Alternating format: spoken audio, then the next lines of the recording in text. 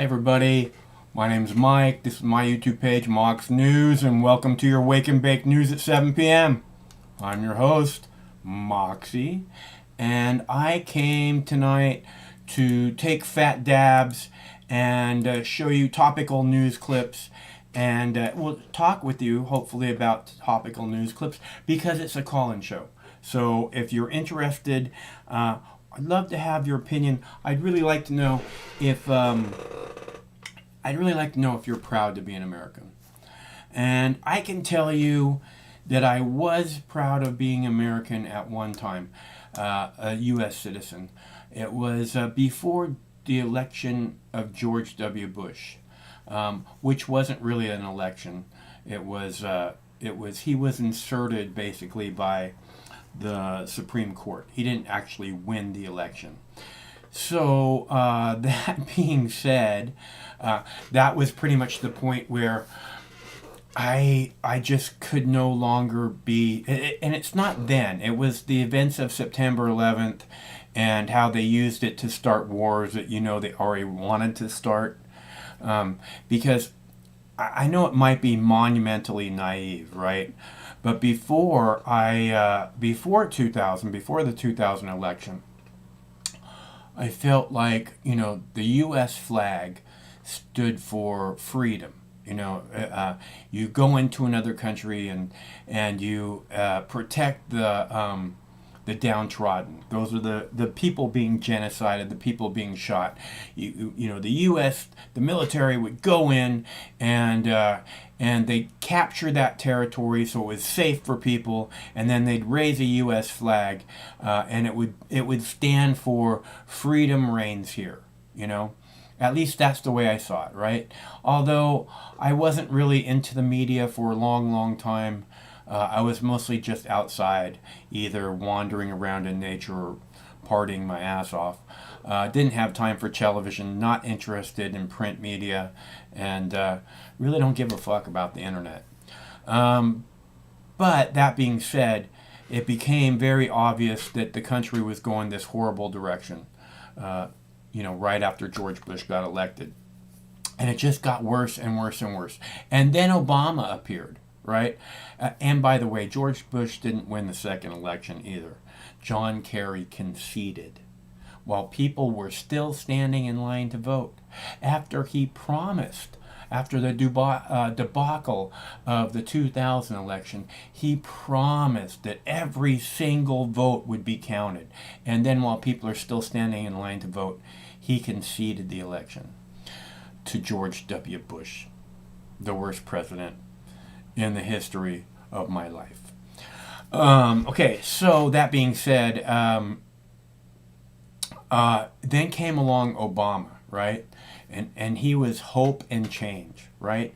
So we're like, okay, we have some hope that George W. Bush is going to be accountable for, lying us into a war in Iraq and, and whatever else happened on his watch.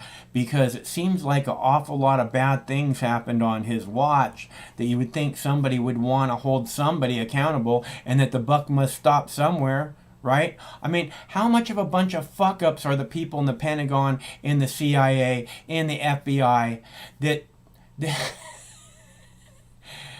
the Twin Towers were brought down by 19 hijackers that have never flown a 747 before? Again, I used to be proud, and then the government became completely full of shit, although it was probably always completely full of shit, and I was just monumentally naive. And then came Barack Obama, Barack Hussein Obama, who promised hope and change.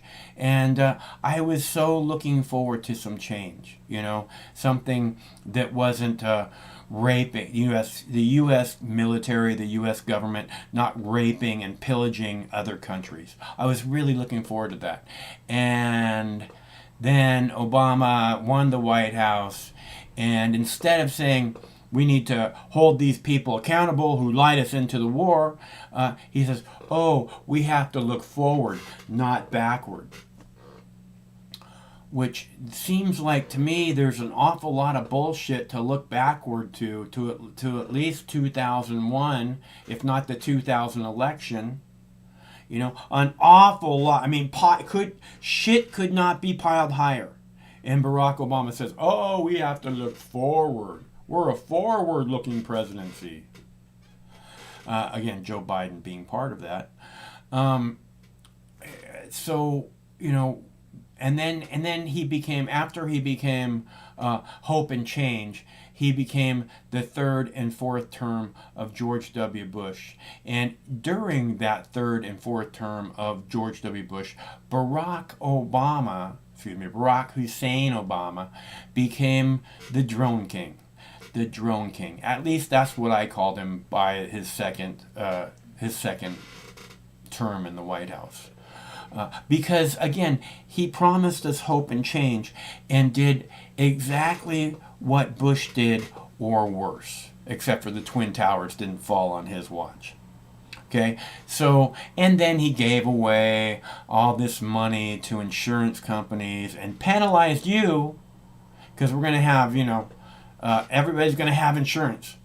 And if you don't, you're penalized. So, he was not a good president. He was a horrible, horrible president. And just as much as George W. Bush, although the Twin Towers didn't come down on his watch. So that being said, I have a bunch of videos for you tonight. Some of them about anti-Semitism. I have one of them where they talk about Ashley Babbitt being killed at the Capitol Hill protest on January 6th.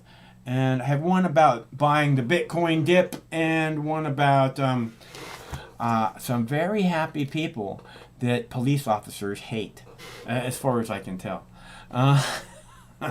It's just me. Okay, so again, the telephone number is right there on the screen. If you'd like to call, the number is 805-669-6397. Just in case you can't see it or didn't hear it the last time I just said what it was, 805-669-6397. 805 Mox News. So, and I would love to talk with you if you are interested in that. I'd love to take a bong hit momentarily. I'll tell you why I am so interested in the Ashley Babbitt story. And Ashley Babbitt was a woman that got killed during the Capitol Hill protest on January 6th.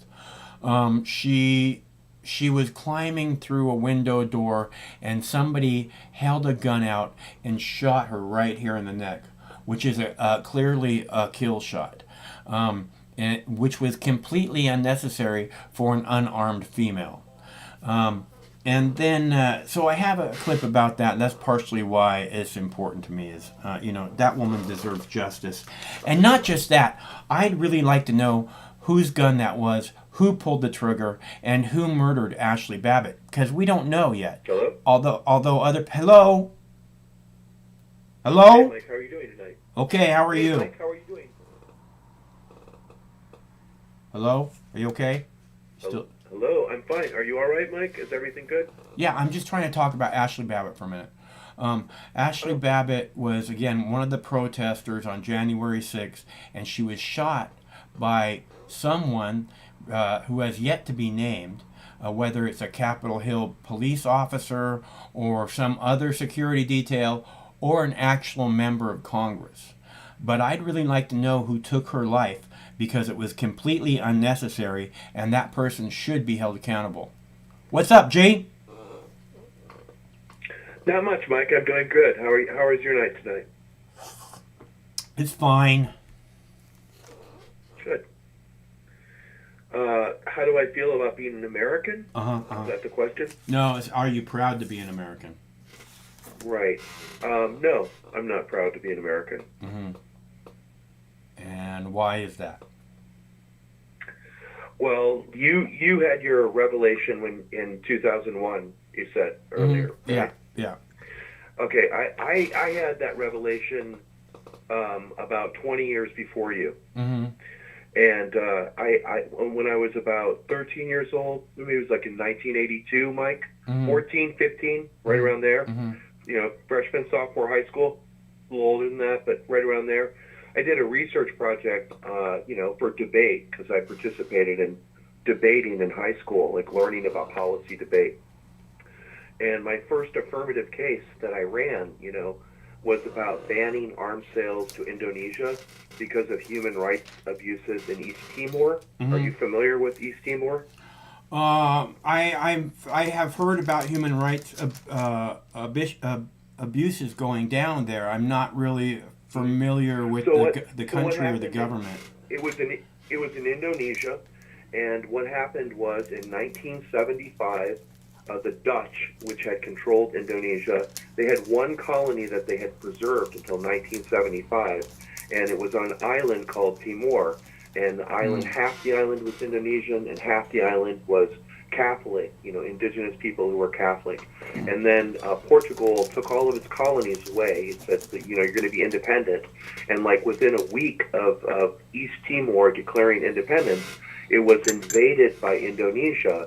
And in the next like 5 years, they killed over 300,000 Mm. people. Yeah. And 90% of the weapons that they used were American weapons that were given to them for free by the United States government. So we had a deal with Indonesia because Indonesia hated communists. They were virulent anti-communist. Okay. Like they murdered like over 1 million communists like in the 1960s. And So because of that, we would. Indonesia is different from Vietnam. Yeah, Okay. Indonesia is that large archipelago Mm-hmm. of islands, and it's like the fourth or fifth largest populated country in the world. It's also the largest Muslim country in the world. More Muslims live in Indonesia than anywhere else. It's between Australia and the mainland of Southeast Asia. But there was a revolution there in 1965 where a communist came to power, and he ran the country until the CIA destabilized the country and put a dictator in power who ruled from like 1967 all the way until like 1990s, till like Bill Clinton's time. His name was Suharto.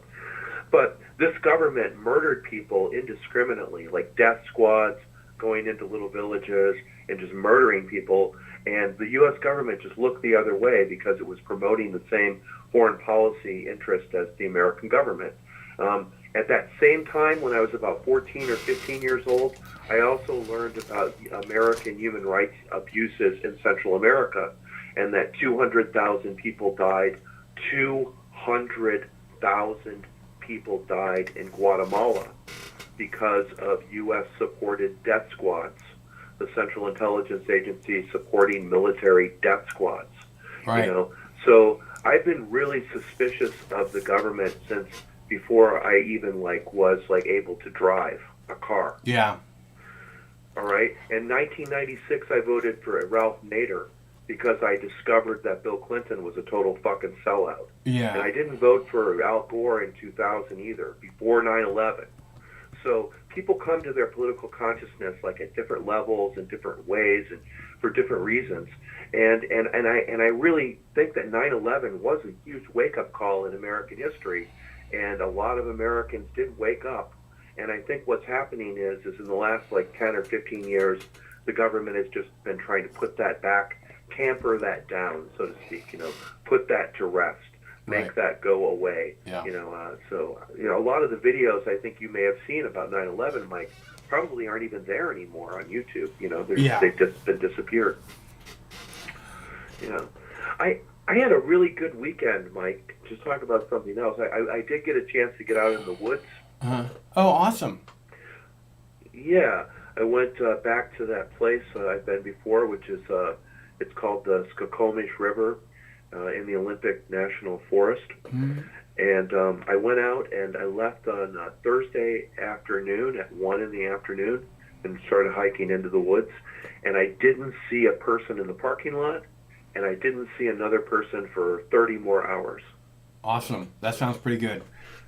Yeah, and spent a lot of my time around like 300 and 400 or 500-year-old trees, walking along this mountain river up to a pass and back.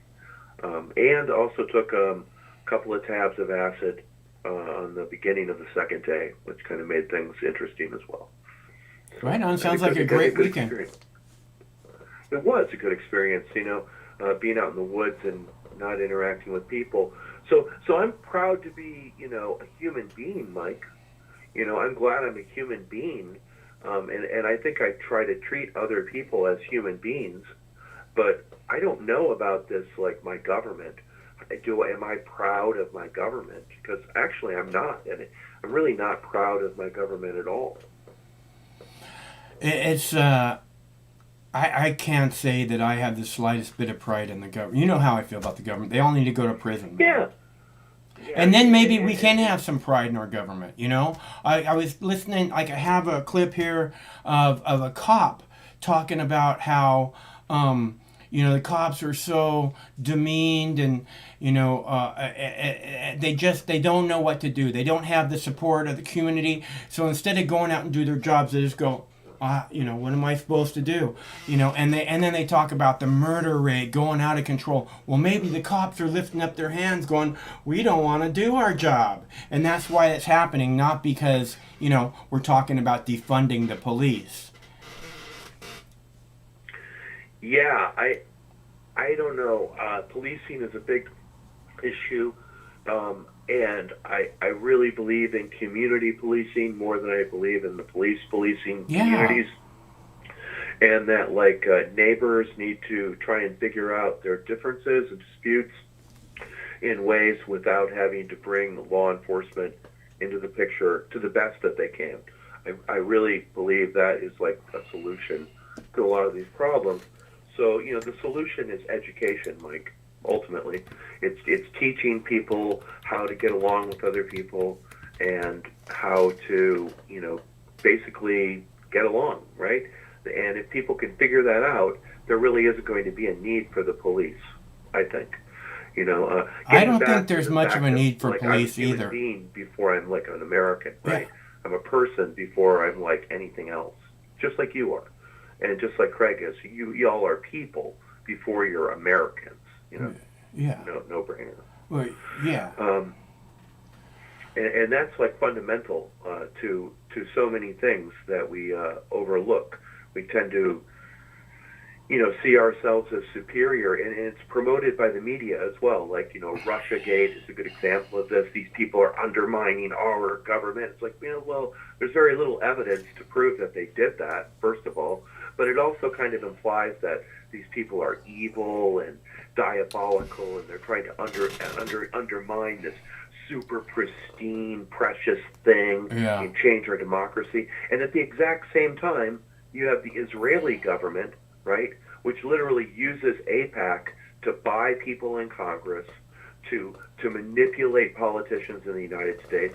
The Prime Minister of Israel gets to speak at a joint session of Congress.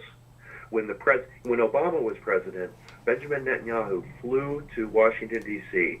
and addressed Congress because he wanted the Congress to know what his opinion was when the president didn't even agree with him. He had an audience in the Congress by invitation of John Boehner, all right? So, when the president of another country has as much influence on Congress as the president of the United States, there's something wrong. And then at the exact same time, nobody talks about that as being wrong, but they point their finger at Russia, like somehow like a troll farm in St. Petersburg undermined the 2016 elections. Are you serious? Yeah, the whole thing's screwed up, dude, and I don't see any way to get it back without throwing these people in prison, and I don't see much chance of that. So, but I'm That not is what ready to happened give in- up. The thing is that you don't want to give up. You want to go, hey, this country is a great country, and it's just got a piece of shit government, and the people on January 6th, other than their love of Donald Trump, were probably right. And it wasn't just about Donald Trump. It was about all the other members of Congress being completely fucking evil. 100%. 100% members of Congress and 100% evil. Yeah, it's rigged. That's fact. But, this is a great country. Like, I live near like 4 or 5 different Indian reservations. Like, Hmm. we're straight up. Like, Yeah, we went to the Indian tomorrow, reservation. We went to the. tomorrow I'm going to go to the tomorrow I'm going to go to the ocean, and I'm going to drive through at least 2 Indian reservations. We went to the Indian reservation So- on Saturday night. I know. Yeah. I know. There's a lot of them around Puget Sound. But what I'm getting at is like, is it a great nation, or are the people who live here good people? Is it a beautiful land, or is it a great nation? It's, Because well, that's no. a difficult question to ask, people like who are indigenous people who are from here. Well, it's not. I mean, nation implies again that the government is good. Nation kind of does that. What I'm saying, it is a great country. It's a beautiful country, and it's filled with great, beautiful people. That's what I'm saying. And Yeah, the land and the people are beautiful. yeah, I gotta take a That's break. fine. That's not the government per se. All right, it's good to hear from you, and I hope we get to talk again soon. I'm glad you had an excellent weekend. I did. I'm going to have a good day tomorrow as well. And have a good rest of the program, Mike. Okay, I'll talk to you soon, I hope. Bye. Okay, so I'm going to play a video here about Ashley Babbitt, because I was just talking about her in the opening. Ashley Babbitt, again, is a woman that got a civilian, I believe she's a veteran, who got killed, and you'd think veterans would be a little more up in arms about this, who got killed during the Capitol Hill protest on January 6th, and we don't know who killed her. And that person killed her with a kill shot. One shot right here to the neck. That will kill every single time. And I don't think she was that much of a threat. And I'd like to know why we haven't been notified of who that person is. So I'm going to play that video for you now, and I will be back momentarily for a big fat bong hit in case anybody wants to join me. Congressman Paul Gosar joins me now. Welcome back to the show, Congressman Gosar. Thanks for having me, Michelle. Well, it's always a pleasure, and particularly important to have your voice as the singular Democrat obsession heads to a vote this week, a commission on January 6th. Donald Trump issued a statement this week calling it a quote unquote Democrat trap. What say you? Well, we don't need a commission, Michelle. What we've got is the DOJ that's already accosted and charged over 400 individuals. So we don't need a partisan hunt on and giving extra powers to a committee here for subpoena power. So I agree with the president. Let's release a 14,000 plus hours of tape so that people can be assured of what transpired actually on January 6th. And that would also help clear up who shot Ashley Babbitt. I think there's a lot of people that want to have accountability for that aspect. So that's what I would say, Michelle. You had an extraordinary exchange this past week grilling the former acting Attorney General Jeffrey Rosen on precisely this question about who executed Ashley Babbitt. For those who might not have caught your questioning, can you sum up what your main concerns are with regard to the unresolved questions about her case? And can you let us know whether you were satisfied with the answers of Jeffrey Rosen and the U.S. Capitol Police leader that you also questioned? Well, Michelle, there was this false narrative out there that there were like 5 people killed in January 6th, and that's not the case.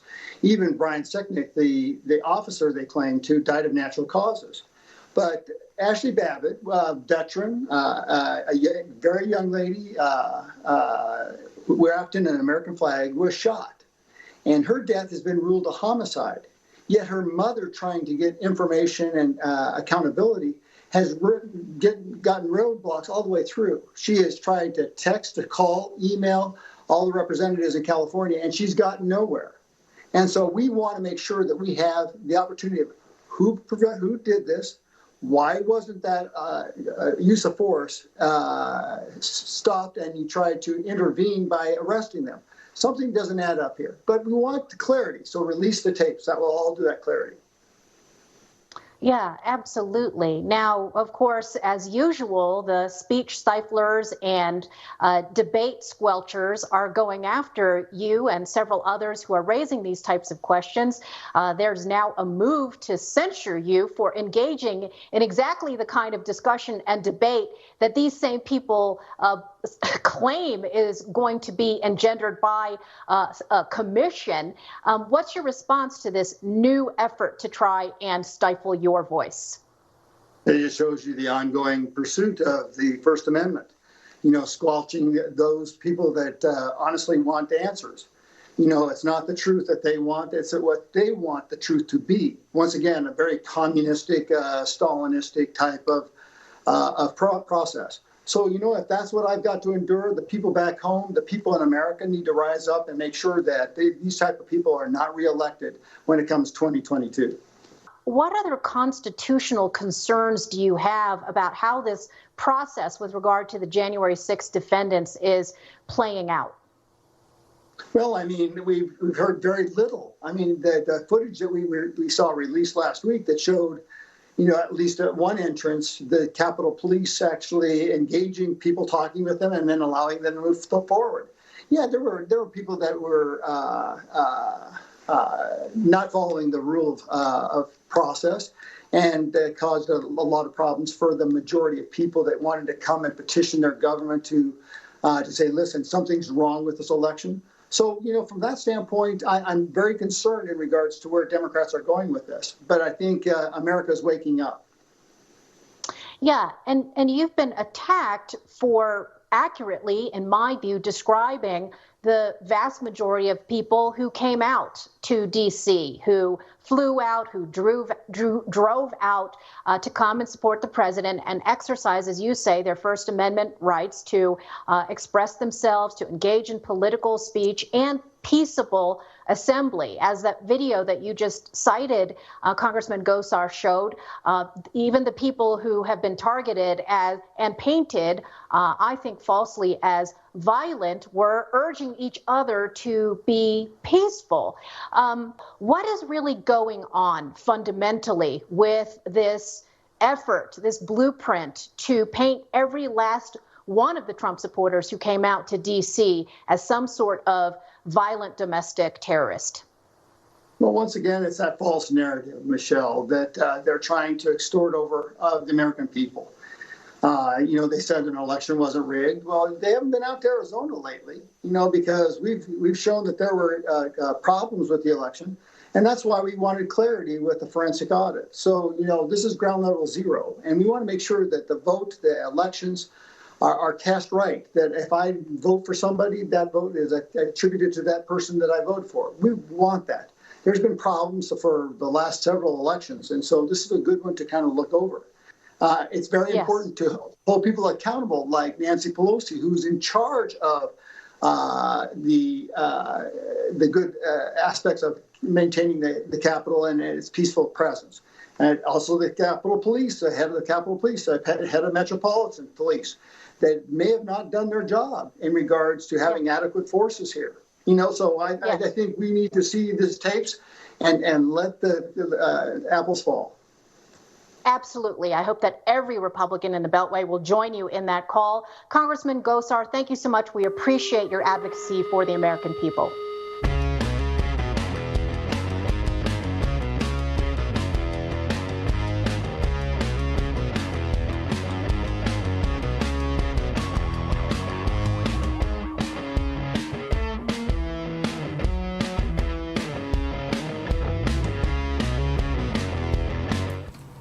All right, so I have a bong hit ready to go. If anybody wants to join me, it's just a smidge hot right now. If you want to call in, the telephone number's right there on the screen. It's always on the screen, people. I have an operator standing by. You can call anytime, and we can talk about, not now. Hello, caller. Hey, Max, how's it going? Okay, just a minute. Okay.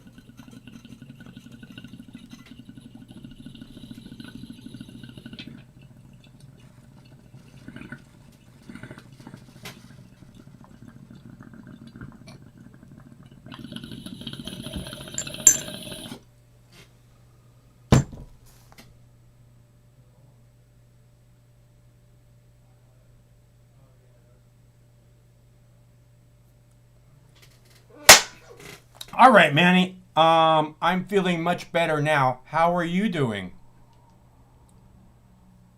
Oh, good though. What happened? Did they shadow ban you or something? Do what now? They shadow ban you or something? No, why? I mean, Because I've been shadow banned for a long time. there are only like 5 or 6 people connected to your stream. According to me, it says 31 people. Ah, interesting. There's something wrong with my thing, you know. So how's it been? I mean, when it comes to like girls who die over there on the Capitol, I don't know, man. I do have mixed feelings about her. About Ashley Babbitt? I mean, for one side, she was kind of breaking the law. She was forcing herself. Well, she was. Building, but at the same time, Yeah, go ahead. she was trying to protect something that she knew was the right thing to do. So, I don't know, man. I have mixed feeling about that. Well, I just want the person who did it to be identified. Don't you think that's proper? Hello? But again, it's kind of like identifying the police person who should, I don't know. I don't know that a police I don't know. I do not know. It is not known by the public that it was a police officer. I'd very much like to know if it was a security person, police, other types of security, or if it was some kind of a politician or a politician's assistant. Because we don't know anything about the person who killed Ashley Babbitt, and that is not right. Don't you think, Manny? Well, yeah, it's kind of. And I don't think we will never knew though. We'll never know what's going on though, because I feel like if we actually reveal the person's name, his life is over. Somebody's going to hug him and it's going to try to do some sort of vigilante justice against that person. Look, these people, their names get revealed all the time. Like with whatever the guy's name who killed George Floyd. He had his name revealed. He didn't spend time in jail. He was out free the entire time his trial was going on, and way before that. And he didn't get killed, did he? And a whole world was upset about that, weren't they? I don't think very many people are going to be upset about Ashley Babbitt. In fact, I'm pretty sure you haven't heard her name mentioned in at least the last three months, unless it was me who mentioned it. Pretty much, basically. So what's happening, Manny? You proud to be an American? Of course. Of course. Why? I have more freedoms. I have more privilege now that I'm a U.S. citizen compared to when I was just a Mexican citizen with a green card. Well, that's good. I'm glad to hear you have more freedom. It seems to me that, with the plague and all, it's been made very clear that we don't really have any freedom, Manny, in case you're not paying attention. Yeah, that is why we say the government, the governor, not the government. Because if you look at the news, especially, actually you realize that the governor has more power than he was supposed to. Yeah, I know that. That's why the people were that's a part of the reason people were that's part of the reason people were protesting on January 6th, is because the government has way more power than it's supposed to. That's part of why. And it does really sneaky, shitty things with that power. I thought January 6th was because of the electoral college, not because of the coup of the. Hey Manny, you're all digitized. Manny, you're all digitizing, Manny. Okay, I'm gonna hang up, Manny. You're all digitizing. Okay, thanks for calling. You can call back when you get it better. And it's always good to hear from Manny, but if he's, if his signal's going in, or anybody else, we can only do that for so long, and he's not kind of listening to what I'm saying. So I'm saying, Manny, he's not listening, not responding. Which may be my signal's going out on his end too. If his is going out, then probably what he's receiving isn't proper either. Okay, but I'd love to hear from another caller. The telephone number's right there on the screen, 805-669-6397. And as long as you have a good line, I most likely won't hang up on you. Okay, so where'd Wilco go? I thought I saw Wilco in here somewhere. Did he take off again?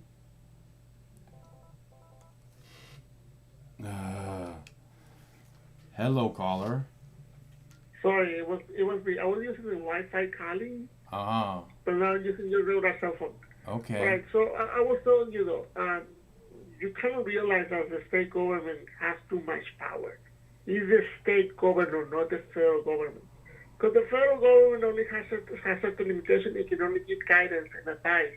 That's not true. They're spying on every single citizen living in the United States, and as many other people as their technology will allow them to spy on. Well, that's another story, though. No, it's not. No, it's not. It's. I mean, Edward Snowden proved it. That's true. That's true. I cannot go. So this is the federal government who claims to be all about freedom while they're spying on everyone. Okay, so it's not like you can go and live your life.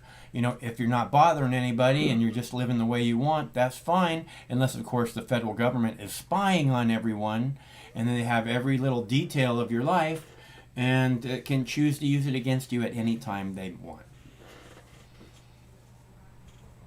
I'm just saying, Manny. No. You do have a good point, though. And I cannot argue against that, though, because I read the Edward Snowden book, and I actually saw some of the links that he posted. And, I mean, think about it, though. People wear smartwatches and even their cell phones. The cell phone, especially, is the biggest tracking device that can ever be. Oh, yeah. Well, look, can you see the screen, Manny? No, because I can't. Okay, this is a Comcast remote right here. And right in the middle of cable remote, right in the middle there is a blue button. It's the only blue one. And you push it, and it listens to what you say, right? And it comes up on the television, and it says, listens to what you say. Results not found. Okay? And what I'm telling you is that they're listening whether you push the button down or not. Alex Jones told us, for 20 years before he got censored. He says, your television's listening to you. And you're like, oh yeah, Alex Jones is crazy. And now they use it as a selling device, as a selling feature. It's like, oh, everybody wants where they can speak into their remote. Everybody wants the remote. Hey, don't you want your remote listening to what you say, helping you? No, it's crazy though. But you're right though, because actually a couple of years ago, I was actually reading one of those technology websites. The Chinese brand of television, like TCL or like the off-brand Chinese brands. Yeah. They were actually kind of like a spying device itself because they were listening to everything that you were saying and selling them. They're not the only ones. Servers in China. They're not the only ones. I mean, everybody that can tap into that stream is. And from what I could tell, if your TV's listening to you, it's probably a pretty wide open stream. Yeah, that's pretty crazy, man. I mean, even I have a smart speaker, Google Mini. It's called Google Mini.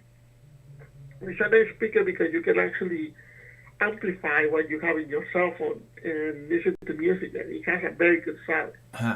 But it's kind of tricky though, because every single time you say, "Hey Google," the whole thing reacts and you see the lights and everything. Yeah, but it's not just when you say, "Hey Google," that it's listening. That's my point. It has this wonderful feature that when you say, "Hey Google," it responds to you, but they're listening all the time. Go ahead.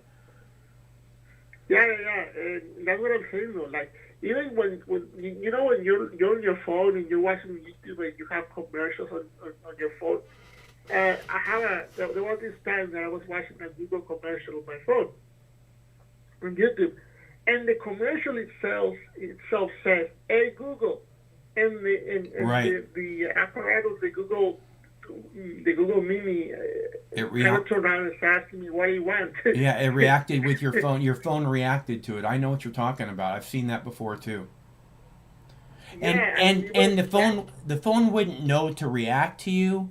I mean, hey Google isn't what turns on the microphone, obviously, because it's already listening to you say, "Hey Google," right?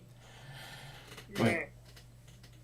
But I mean, it's so good, but you already recognize Siri already recognize my accent, so hmm, you can pick up my accent pretty well. yeah, Because well, at the very y- beginning, like 8 years y- ago when Siri came out, like eight y- years ago or you're something, not because the I only still had the Manny. You're not the only one with that accent. of course. But I mean, as an example, like 8 years ago when I got my iPhone 4S and started using Siri couldn't understand a thing what I was saying, and now Siri understands what I'm saying completely well Yeah. to the words.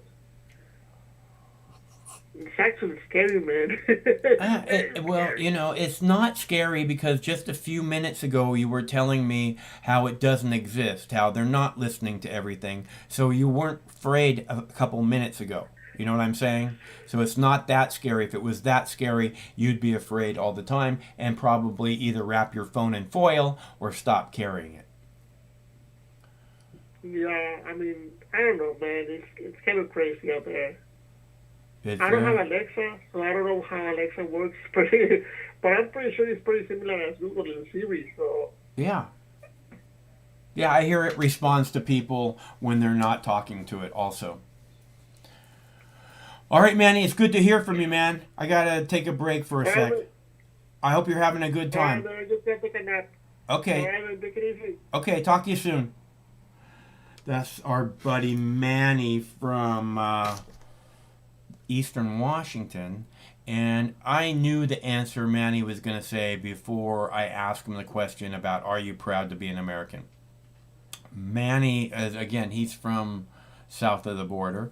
And he has always spoken very highly about the country. He's very happy to be able to participate in the democracy and the economic workforce. He's a well educated guy. So he's a very good person.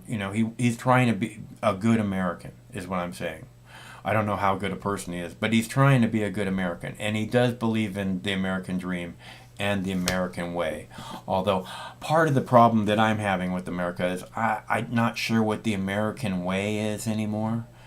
American way, because it seems like the American way is, making massive profits off of wars, off of for-profit prisons, off of pharmaceuticals that addict you and make you more sick. So I'm not sure what the American way is. And it hasn't been freedom for a long, long time, unfortunately. And it's unfortunate that you have to look at your country this way.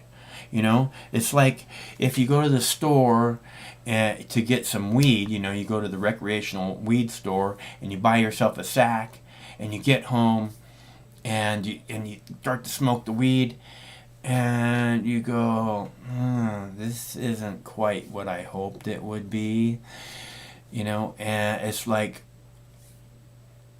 you want good weed when you go to the weed store. You want to get home and go, fuck, that shit's so good, right? And but it's the same way with the government. It's the same way with the cops.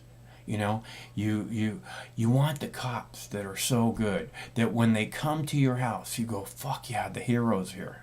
The heroes are here to help make sure that everyone is safe. And that's not the way it seems to be with the cops, right? It seems that the first thing they do is pull their guns.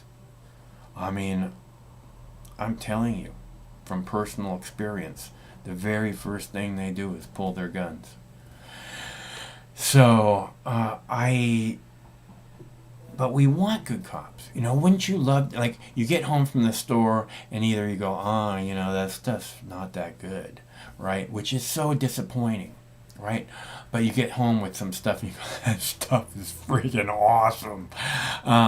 Those are the kind of cops that we want, you know? And I hear the cops talking about, like, the senior cops, the ones that have retired, and now they do interviews on television shows on a regular basis. I'm sorry, news programs.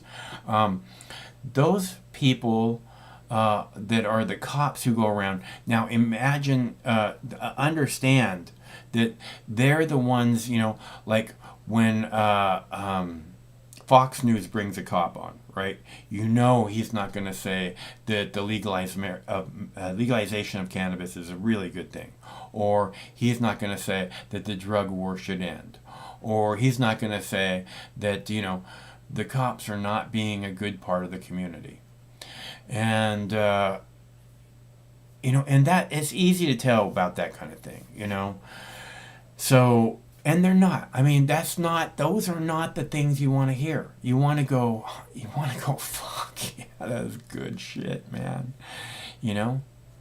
That's what we want. We should expect our police to be that. At the very minimum. They could be way better than good. They could be amazing. Right? And we should expect that. And if they're not able to do that, if they're not able to get beyond, oh, I feared for my death, so I shot a 12-year-old 8 times in the head because I was scared. You know, you heard me talk to Brandon about that on Friday. I think it was Friday. You know, I mean, he's done raids in Iraq, live raids, and Afghanistan, as far as I can tell, other places. He knows what it's like to be in that situation where something might explode, like for real situation, where shit might explode. Okay, the cops don't have to worry about a fucking bomb going off, all right? Or booby traps. Cops don't have to worry about that. But Brandon said, you know, he knew that there was a guy on this side and a guy on this side. And I said, that's not the question, Brandon. I said, you know, do you feel fear in that moment? And he flat out, you know, I mean, it took like 3 times to get him to answer me. I said, I want to know, do you feel fear in that moment? And as soon as he answered, he's like, no. And I knew that was the answer because you can't be afraid and do that job. And then every time a cop kills somebody, oh, I feared for my life. Can't be afraid and do that job. And he said, oh, I knew I had a guy on my right and I knew I had a guy on my left. And I was like, and did those guys fear when they went in to do that job? And he said, no. I said, were you worried about them being afraid? He said, no. And that's the way it should be with the cops on the street. Again, they don't have to face fucking explosions, mines, booby traps, grenades, you know, rocket launchers. They don't have to face that shit. Okay? In theater, okay, it's like, you're not afraid. You can't do that job and be afraid. So, however it is that that's some kind of a, you know, get out of jail free card saying, oh, I feared for my life for the cops. That's not going to work if you're a soldier. And, you know, they have to be held to a higher standard. I've said that again and again and again. I want them to be people. I want them to, you know, recognize the job that they're signing up for. And not somehow, you know, go, oh, I couldn't do the job right in that one moment. Right in that one moment, I couldn't do the job. So I had a split second to decide what to do. This is why you can't be afraid. Because you know that's your job. You know, and you don't want to hurt innocent people. So, again, Tamar Rice playing in the park. 12-year-old boy shot multiple times. 2 seconds, less than 2 seconds after the police car arrived on the scene. 12-year-old boy playing in the park. You know, and nobody talks about Tamar Rice. Tamar. Which is so weird, you know, all these giant protests. And by the way, the cops got away with killing Tamir Rice.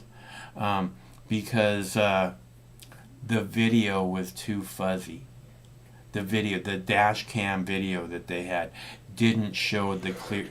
And I saw the dash cam video. I saw the cops get out of the car and blow this kid away. Pull up, jump out, blow the kid away. Why isn't that like, and then the cops got away with it because the video didn't show everything. That's not the video I saw. So it was fuzzy. I believe that was the reason. It was fuzzy. So, and these are the kind of things that make it very difficult, in my opinion, to be proud and American. And you think all these cops would answer, fuck yeah, I'm proud to be an American.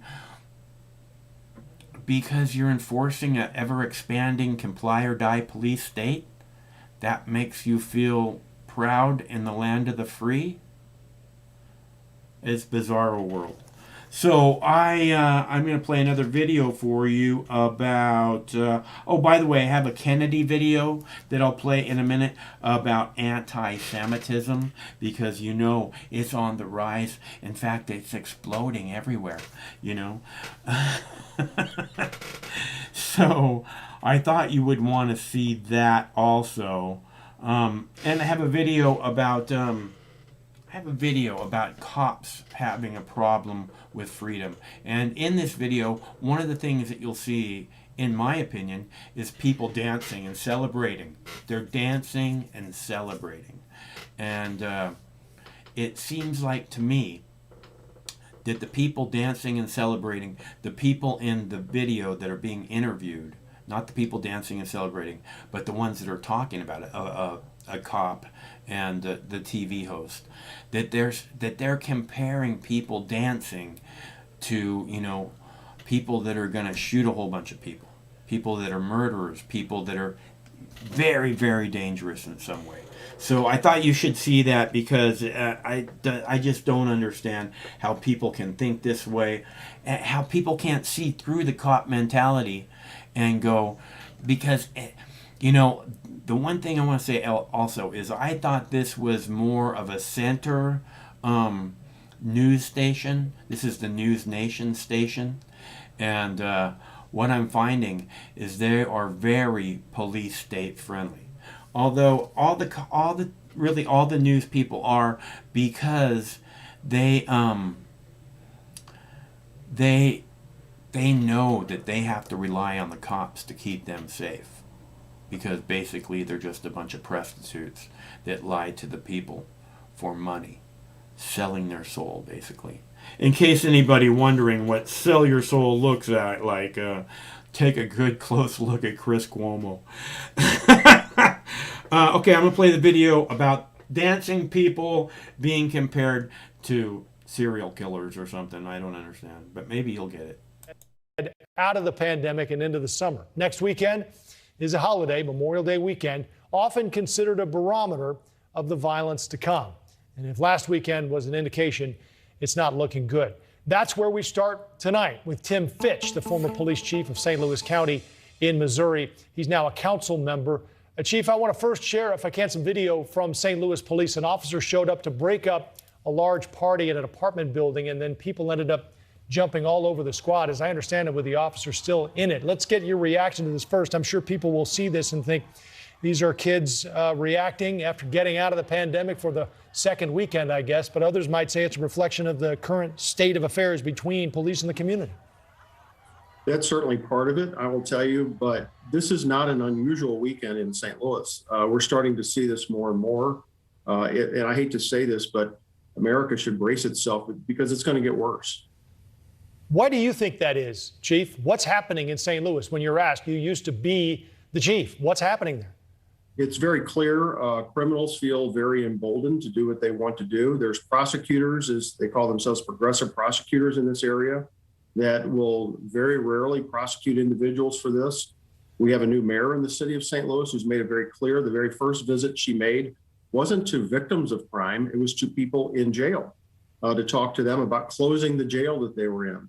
So that was her first official act, is to meet with people that are incarcerated. And the bad guys pay attention to these things, and they know they can do whatever they want to do. and suffer very little, if any, consequences. And the mayor is going to stick to the plan to shift this funding away from the police department into community resources? The best I could tell, she ran on that platform and she was elected. So she is just doing exactly what she said she was going to do. So it's really not a surprise and shouldn't be. The city of St. Louis, by the way, is not in St. Louis County. I'm in St. Louis County. Right. We surround the city of St. Louis. So they have their own prosecutor, their own mayor, their own city. And unfortunately, this crime does spill outside the borders of the city of St. Louis, so it concerns all of us. What is the state of policing in St. Louis right now?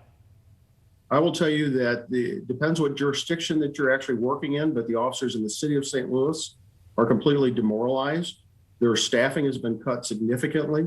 They don't have the manpower that they need to be out there addressing these issues. And even when they're trying to address the issues, they're almost always immediately criticized for the work that they're doing. So they just throw up their hands and say, I'm not going to do it. So the murder rate we mentioned is at a 50-year high. In your opinion, is there a straight line in the data that we've seen so far since this shift between moving police resources and the increase in crime? There is no doubt correlation there.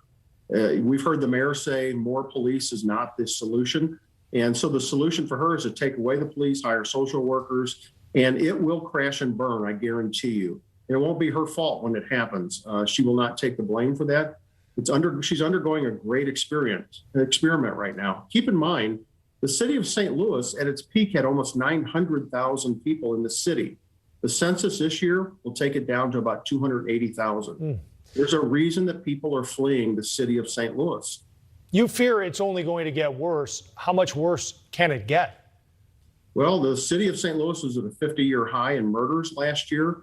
They have a clearance rate of those murders of around 30%, which is horribly low because, again, they're understaffed. They have very good investigators if they're allowed to do their job and if people are prosecuted. But that's the problem here, is a lot of people get away with murder, literally.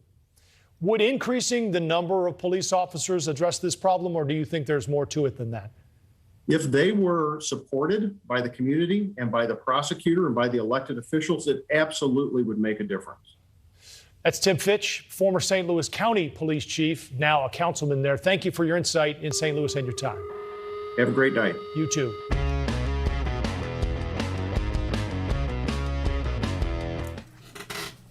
So I don't know if you guys saw, but it sure looked to me like they were comparing people dancing to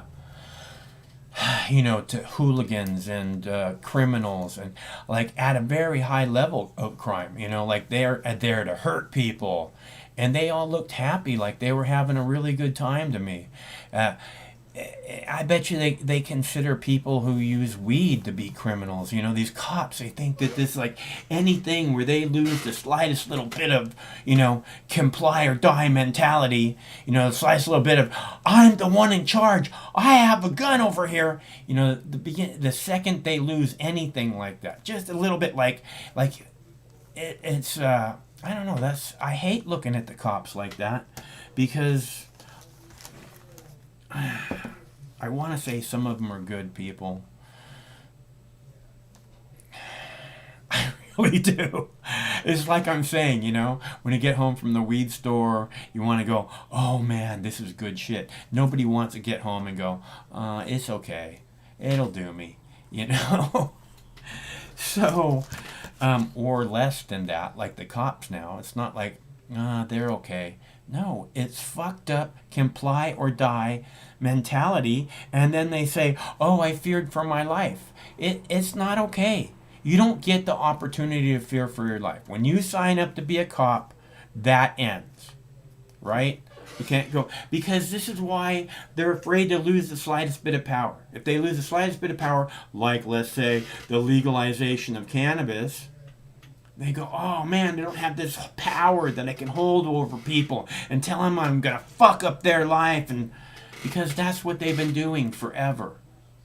And who wants cops that think that's what they should be doing, is fucking with stoners, who are some of the sweetest people in the world. And it's not just stoners. I mean, we've seen how they treat, a 73-year-old woman with dementia. right? 80 pounds, they throw her to the ground and rough her up. We've seen how they treat a 9-year-old girl in handcuffs. They pepper spray her 2 inches from her face. You know, we've seen how they treat a 5-year-old young man, telling him how they're going to ruin his life. And when they pepper sprayed the little girl, there was 6 giant cops there. And this is the way they have to handle. Again, making sure you understand who's in charge here, who has the power and the ability to torture you and or kill you. Because this is the state we live in. This is the United States now.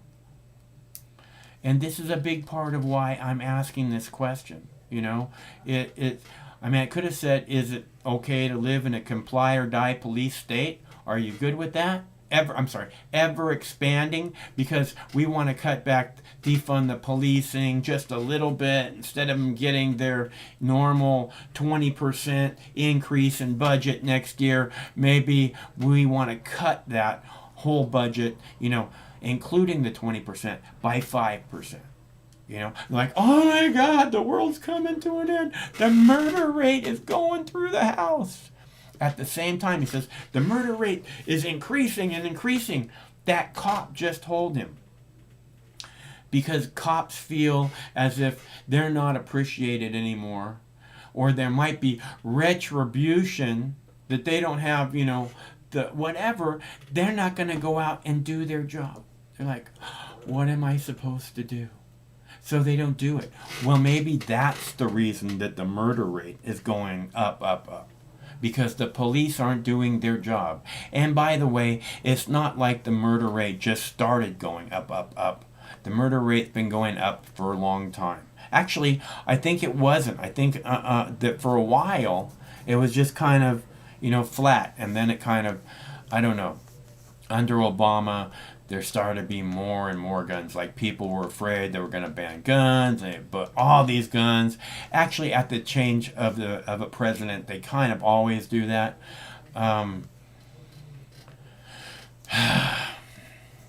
So, and the Democrats make it seem like they're going to take the guns away.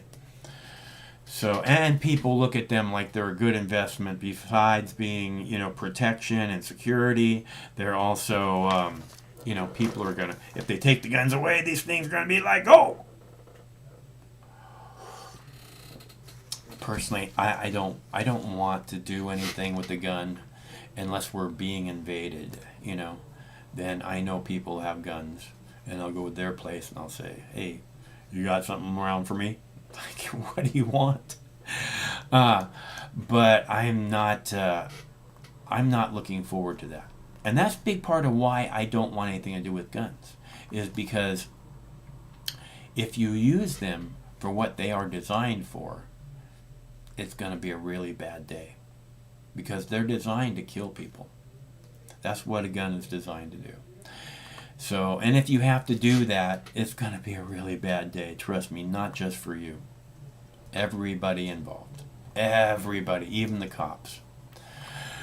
Because that's the last thing you want to have to be fucking with. Some bloody body.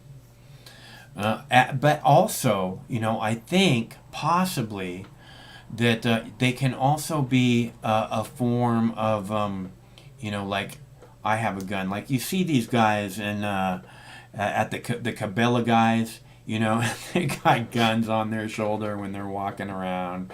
I don't know if you guys see that. We got that here.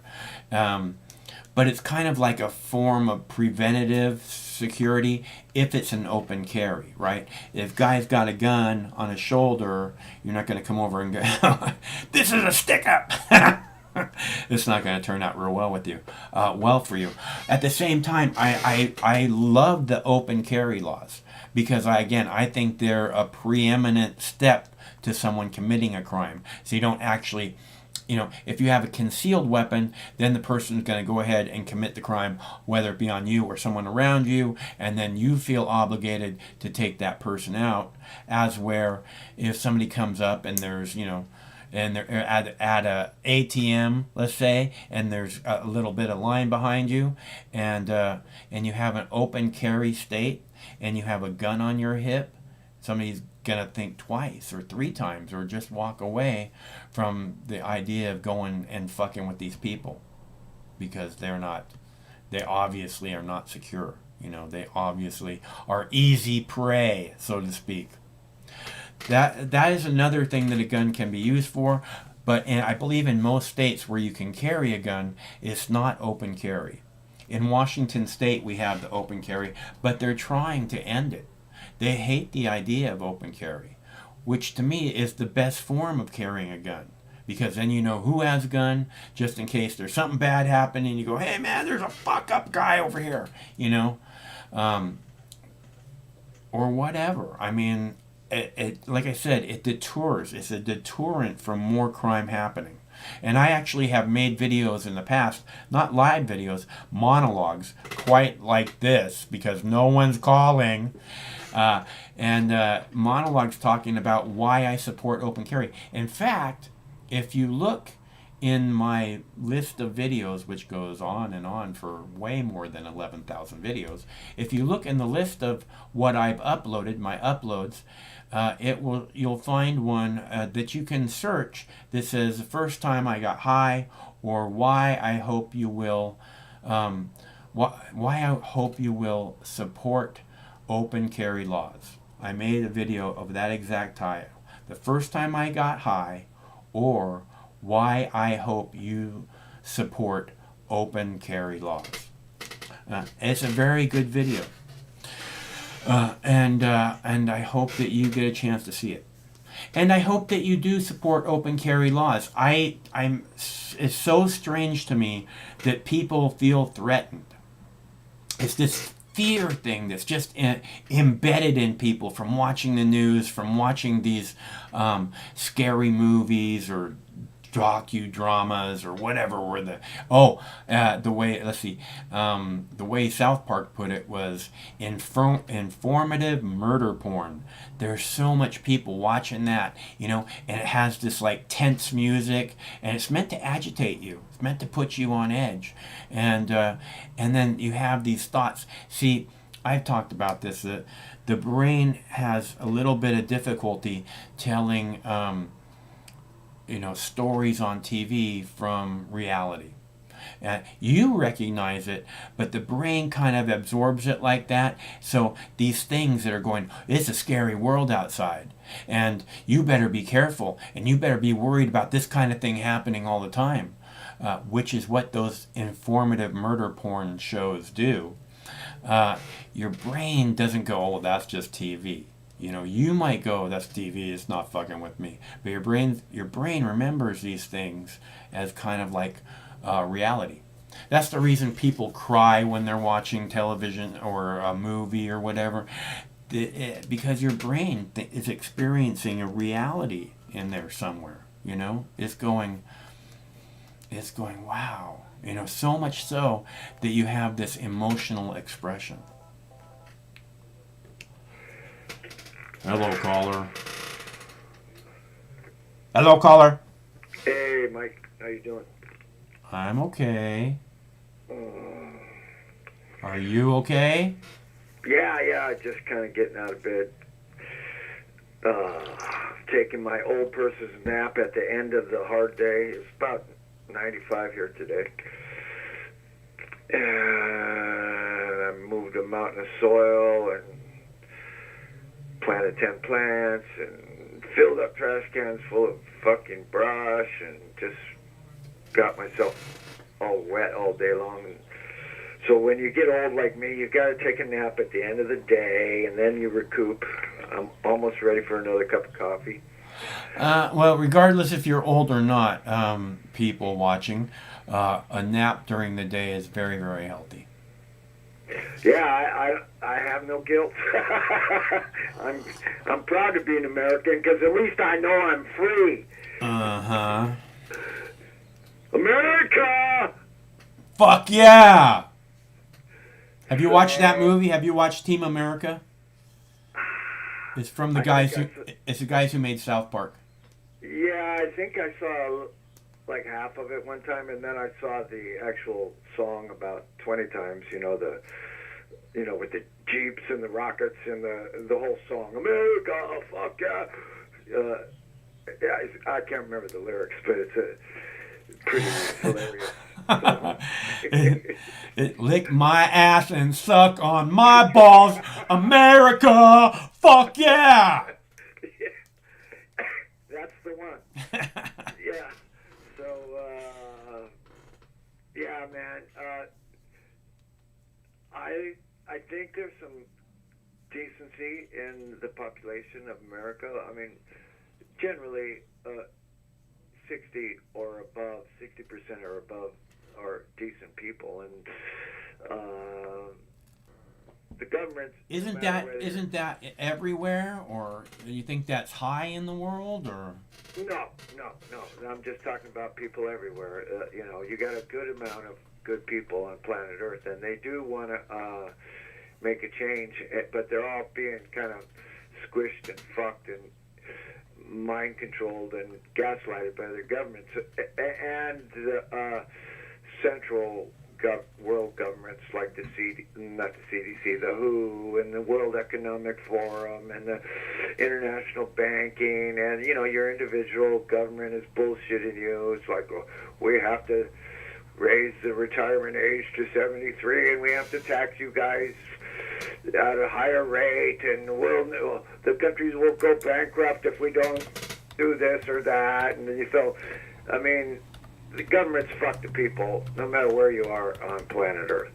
But I do appreciate that we have a good document called the Constitution and the Bill of Rights that they haven't gotten rid of yet, so we can still fight for it, even though it doesn't seem to be very important to the congressman or the, you know, even your local police. It's like I don't care about the fucking Constitution, you know. It's like illegal search and seizure. But America's a good country. It's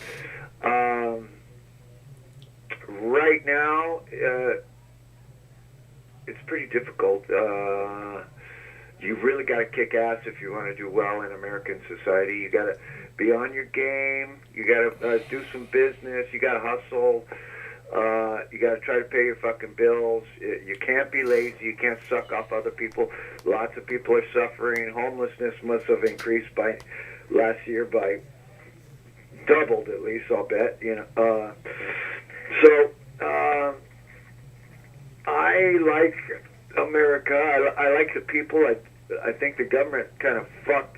The government has leached off other countries, South America. But this is not the question. I've already said, I know that this is part of it, is that I want to be proud, okay? If I didn't want to be proud, I wouldn't be asking the question.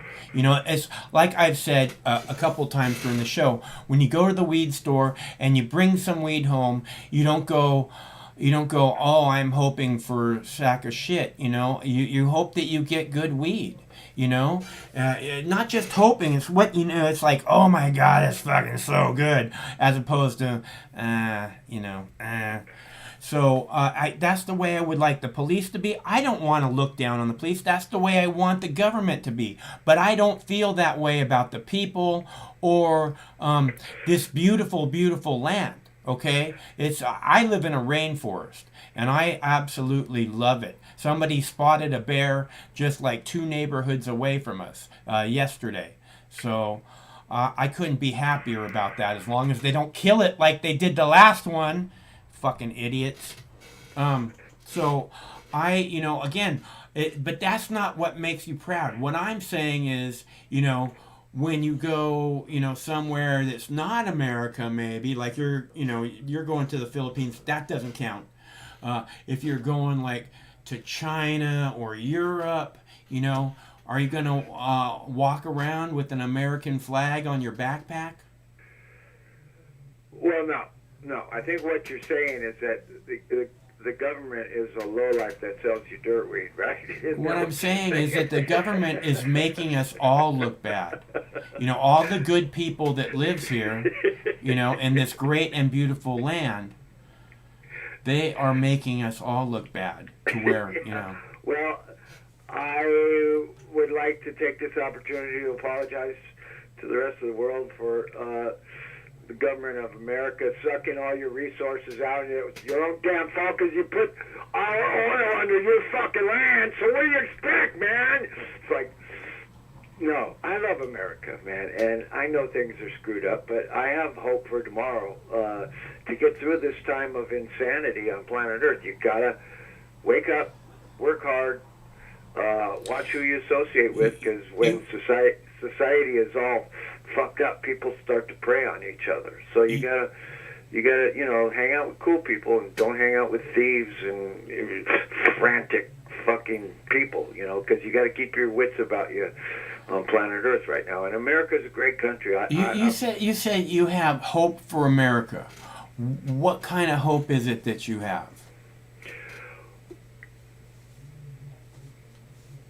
I think that slowly the political wheels are turning, not at the rate we want. It's a micro turn. You got, just look at the latest thing, this anti-Zionist movement. Everybody, all the pro-Israel people are whining about it. Oh, you're picking on Israel, and all the Palestinian supporters are rising up all over America, all over the world.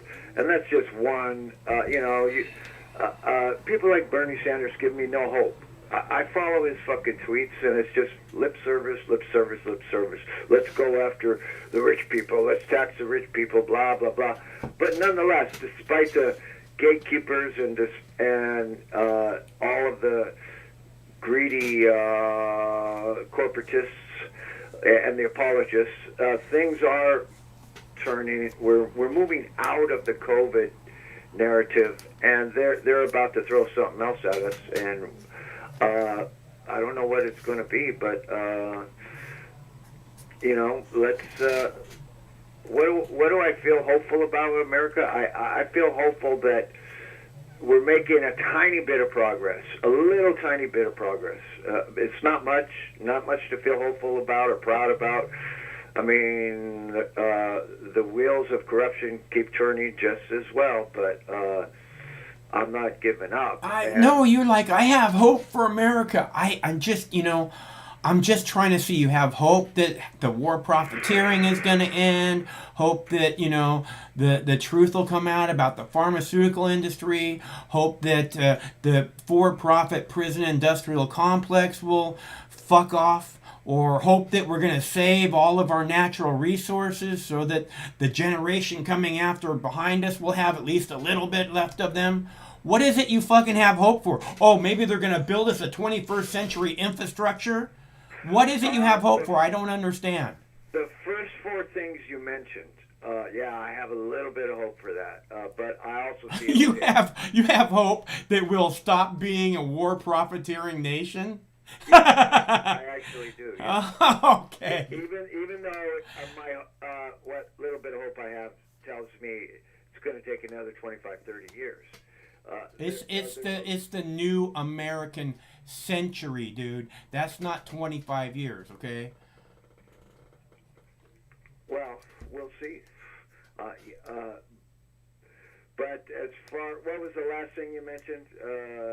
America will be. The first four things I agreed with. The last thing whatever it was, I don't see that happening, and I don't think you can remember what. Oh, infrastructure. Yeah, the infrastructure. I don't see the infrastructure being rebuilt. Right, but you also don't see the war profiteering genuinely slowing down, or even kind of discussion of it going away. The discussion is already there. Which one is that? Oh yeah, I mean Bernie Sanders. Lots of pundits. You just got done saying he's the controlled opposition that never makes anything happen. That's true. That's true. Okay, so he's just blabbing along so that people will think, oh, there is hope. There is hope. See? So, the totality of what I see in the national discussion leads me to think that there is more inside influence, inside politics, and slowly through the next couple of decades, the discussion will be greater and the change will be greater. But the infrastructure, if they pass a large infrastructure bill, say $1 trillion or $2 trillion, half that money will be absconded with by the hucksters that know how to play government programs, like HUD or, like all the things. No, I understand exactly what you're saying. This is why we have to get rid of all these people, because they're always just going to be those same people that are grabbing their pork for their community, Right. And we don't. That's not what we need. We need, genuine. God, man, we need. If this country's ever going to be great again, we got to get rid of all the politicians that we currently have and make examples of them by throwing them in jail forever and seizing all their assets, because we could easily prove that they're all been committing crimes on our dime, and that they should go away for that. And if we don't do that, it's just going to be the same thing over and over again. If you want America to be great, the only way it's going to happen is with the 21st century infrastructure project. Ours is all crumbling. They're putting Band-Aids on it for over a generation, multiple generations now. Band-Aids are the best they can do. Meanwhile, China has completely rebuilt their infrastructure, and numerous other countries are in the process of doing that. And we're just being left behind. Yeah, I agree that. I have a friend from Hawaii over today, and he's like 25, 27 years old, and he said, I was talking to him, and we were talking about crypto because he's a really smart guy. And he was saying that, again, he doesn't think there's any hope for an infrastructure project at all. He's only 28 years old. And he's a very smart guy. Yeah, well, that's a big task. Even if they attempt to do it, there's always going to be people that are going to game the system, play the system, make a profit. Look at what the fucking Clinton Foundation did in Haiti. I mean, you're going to get that times 10, or 20. People are just going to rob the federal government of the money they print out of nowhere, Yeah. So, I mean, you remember that movie Contact with Jodie Foster? And I honestly have never seen that one. I hear people talk about it from time to time, but I don't know that movie. Yeah, well, she travels through wormholes, and she gets to this place, and she asks the alien, who built this system of tunnels across the universe? Did you ever find God? And the alien tells her, the only thing we ever found was each other, and that's all we can rely on. And so that's where I'm at, is like I'm looking at humanity in America, and I'm saying to the people, the only thing we can rely on is ourselves, because government is pretty fucked up. Your congressmen are bought off. All your leaders are charlatans. The truth is upside down. Reality is inverted. So rely on yourselves and rely on each other. Be careful, but rely on each other, because that's all we got. So that's where I'm at. And I see hope in humanity, not so much in the government, but humanity seems to push governments throughout history. That's what they do. And, I hope so, man. I'd really like to see some rise up in the humanity once they stop looking at their phones. That would be really awesome. Yeah, I mean, it's screwed up. I know it's screwed up. But I'm not sitting in my room saying, just leave me alone with No, dude, you have a garden. You go out and work in your garden. Yeah, but, like in that movie Network, he's saying, leave me alone. I just want my toaster and my steel-belted radios, and just leave me alone. I'm not hiding. I'm living a free life. Yeah. And I'm recommending that's the solution, is live a life as free, as close to free as you possibly can get. There's gonna be bullshit. There's gonna be cops and lawyers that harass you. And that's what I keep saying. About live a life that's free. What I keep saying is don't be afraid. Yeah. Don't be afraid.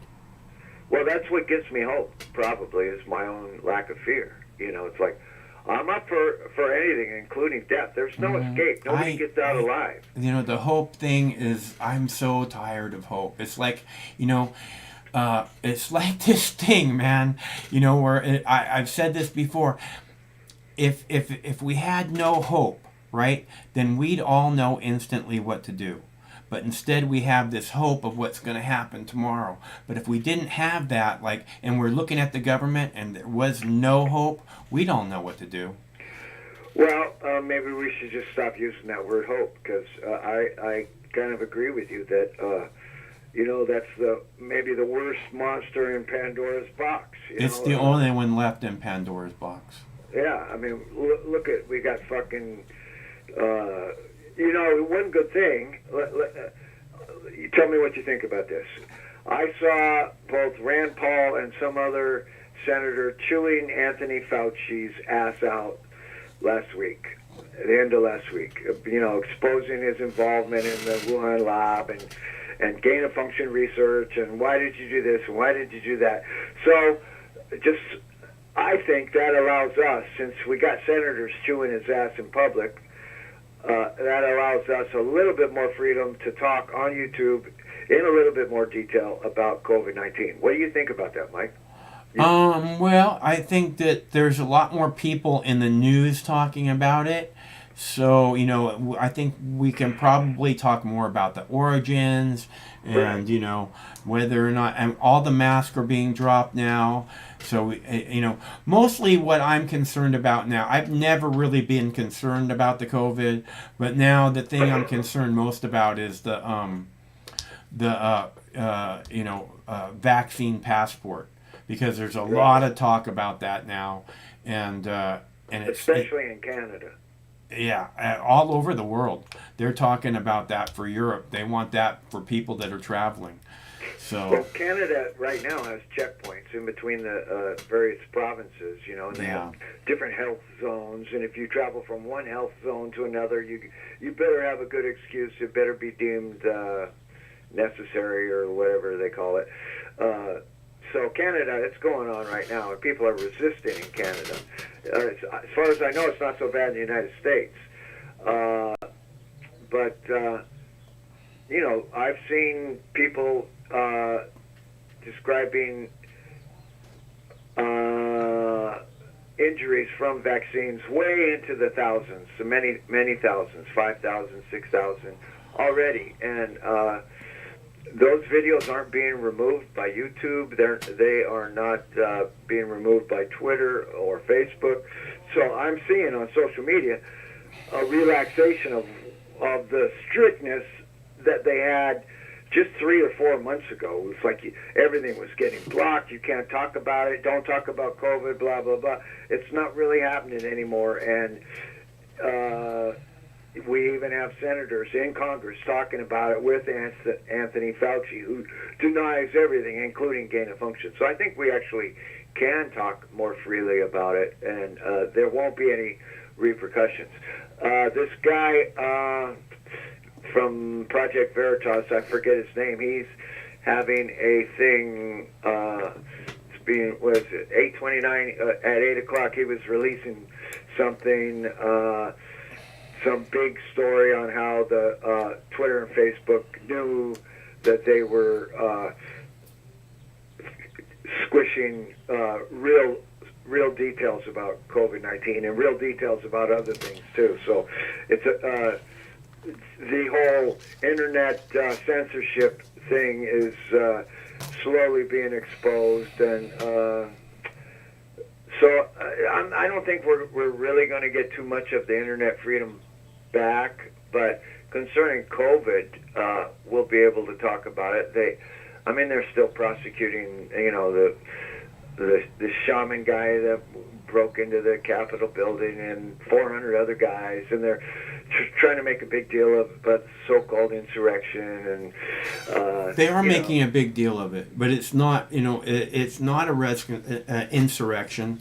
It's a protest, right? An occupation protest. That's what I saw.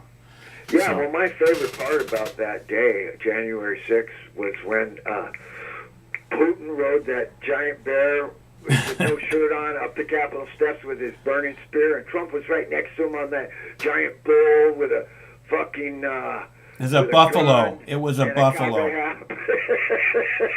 That was my favorite part. But they didn't get that on the videos, but it was great, man. I thought the whole thing was great, and It is a protest, and again, in my opinion, it was a very peaceful protest because violent protests look very different. They usually end with fire, like a whole fucking Congress, House of Representatives going up in flame. That's what a violent protest looks like. So we're clear. Trump is still banned, right? He can't post on Twitter or Facebook, I think. Yeah, Facebook just reviewed it and said no, he can't be here. Isn't that the weirdest thing? Who would have thought a year ago that would have happened? Nobody pictured it. So we see with our own eyes, if we care to look at it, that the government and the big tech are two legs in the same pair of pants, and they're working hand in hand. And if we don't like you, we can ban your speech. Yeah. Well, that's been pretty obvious. Just, the big tech is the same in bed with the big media. It wasn't all that way all the time, but now they're very much in bed with all the big media companies. So. Yeah. Well, that's pretty obvious. They're in history. There's always this push and pull, this ebb and flow between opposing forces, and I think we're going to win out the battle for information. I think that's part of the big discussion right now, and I'm hoping everybody speaks up. And if you just go back to the basics, free speech, the right to bear arms,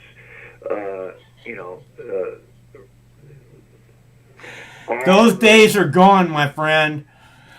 Well, no, we're talking just the way we want to. We're talking, but that doesn't mean that they won't censor us or haven't censored us in the past. So, we got a video taken down for medical misinformation. So it's not like. Do you know what detail they were bitching about? Craig thinks it was one of your phone calls. Oh, was it? That's what Craig thinks. On a fucking chat. Yeah. Unbelievable. Yeah, that's weird. And that was what, 4 months ago, yeah? About 3 months ago. It expires in July. So, but I think that it wasn't like a new show. It was like a month-old show. So. Oh yeah, they go back 5 years.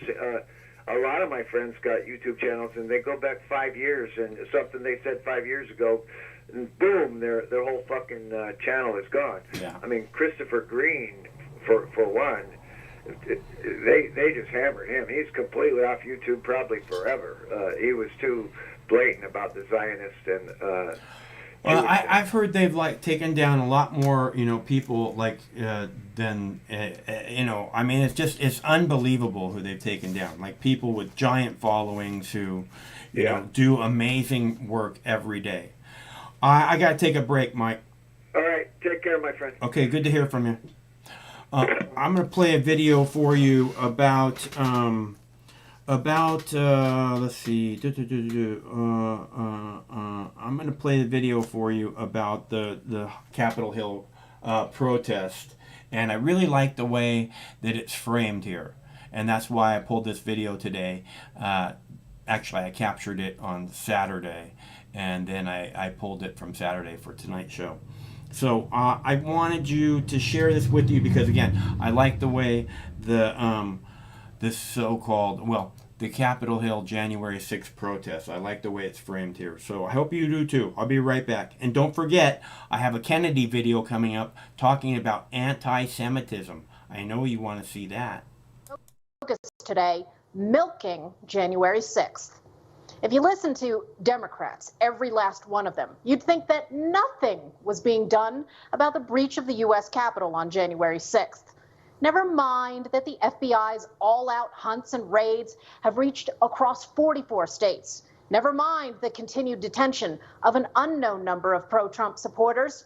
Never mind the more than 2,000 criminal charges brought by federal prosecutors against nearly 500 Americans arrested over the past 4 months. Nope, absolutely nothing is being done. So partisan Democrats need other anti-Trump partisans, shamelessly many of them in the Republican Party, to get to the bottom of January 6th.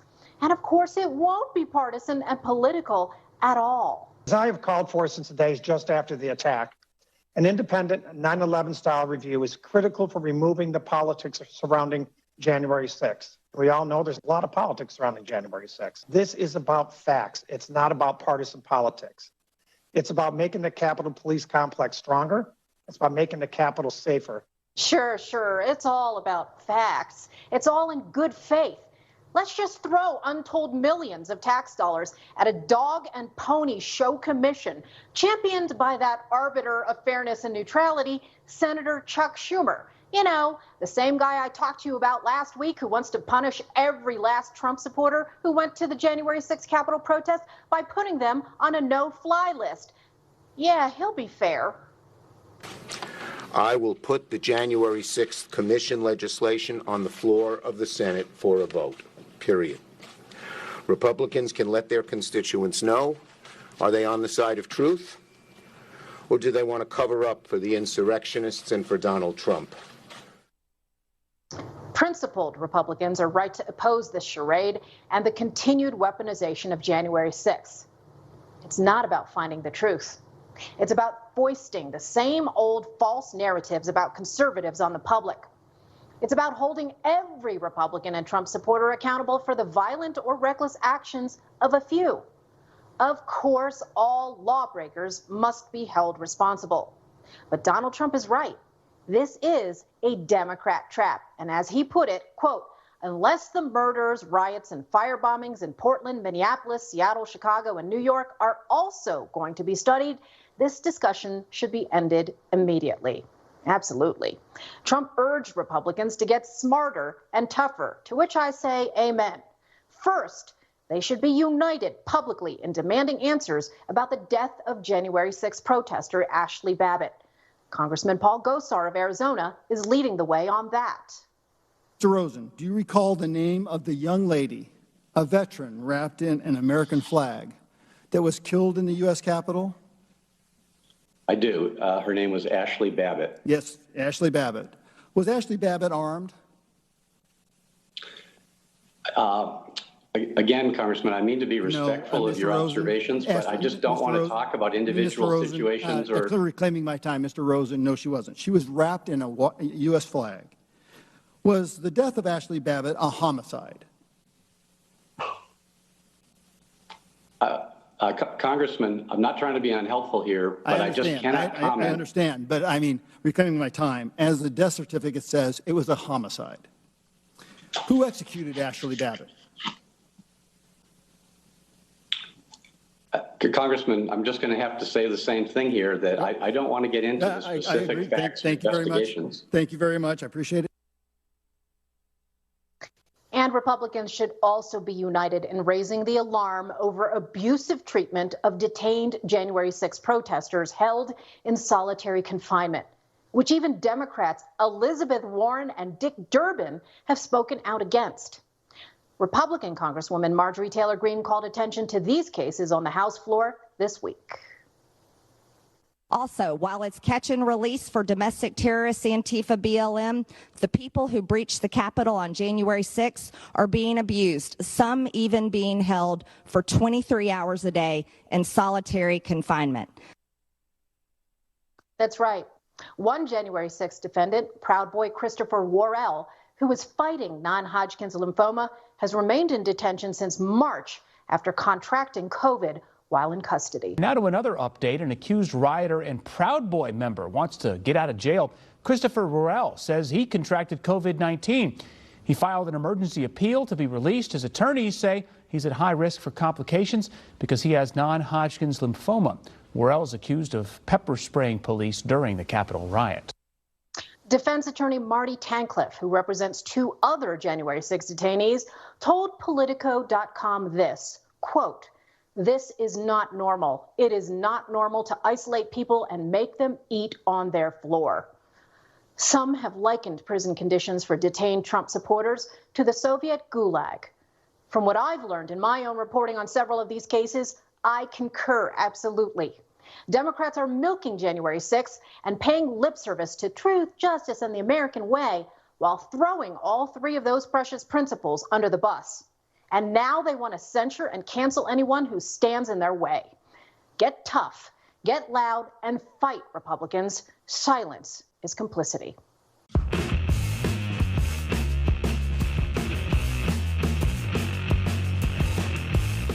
All right, so you guys know this. I feel the same way about silence. I don't feel the same way about protesters in the street.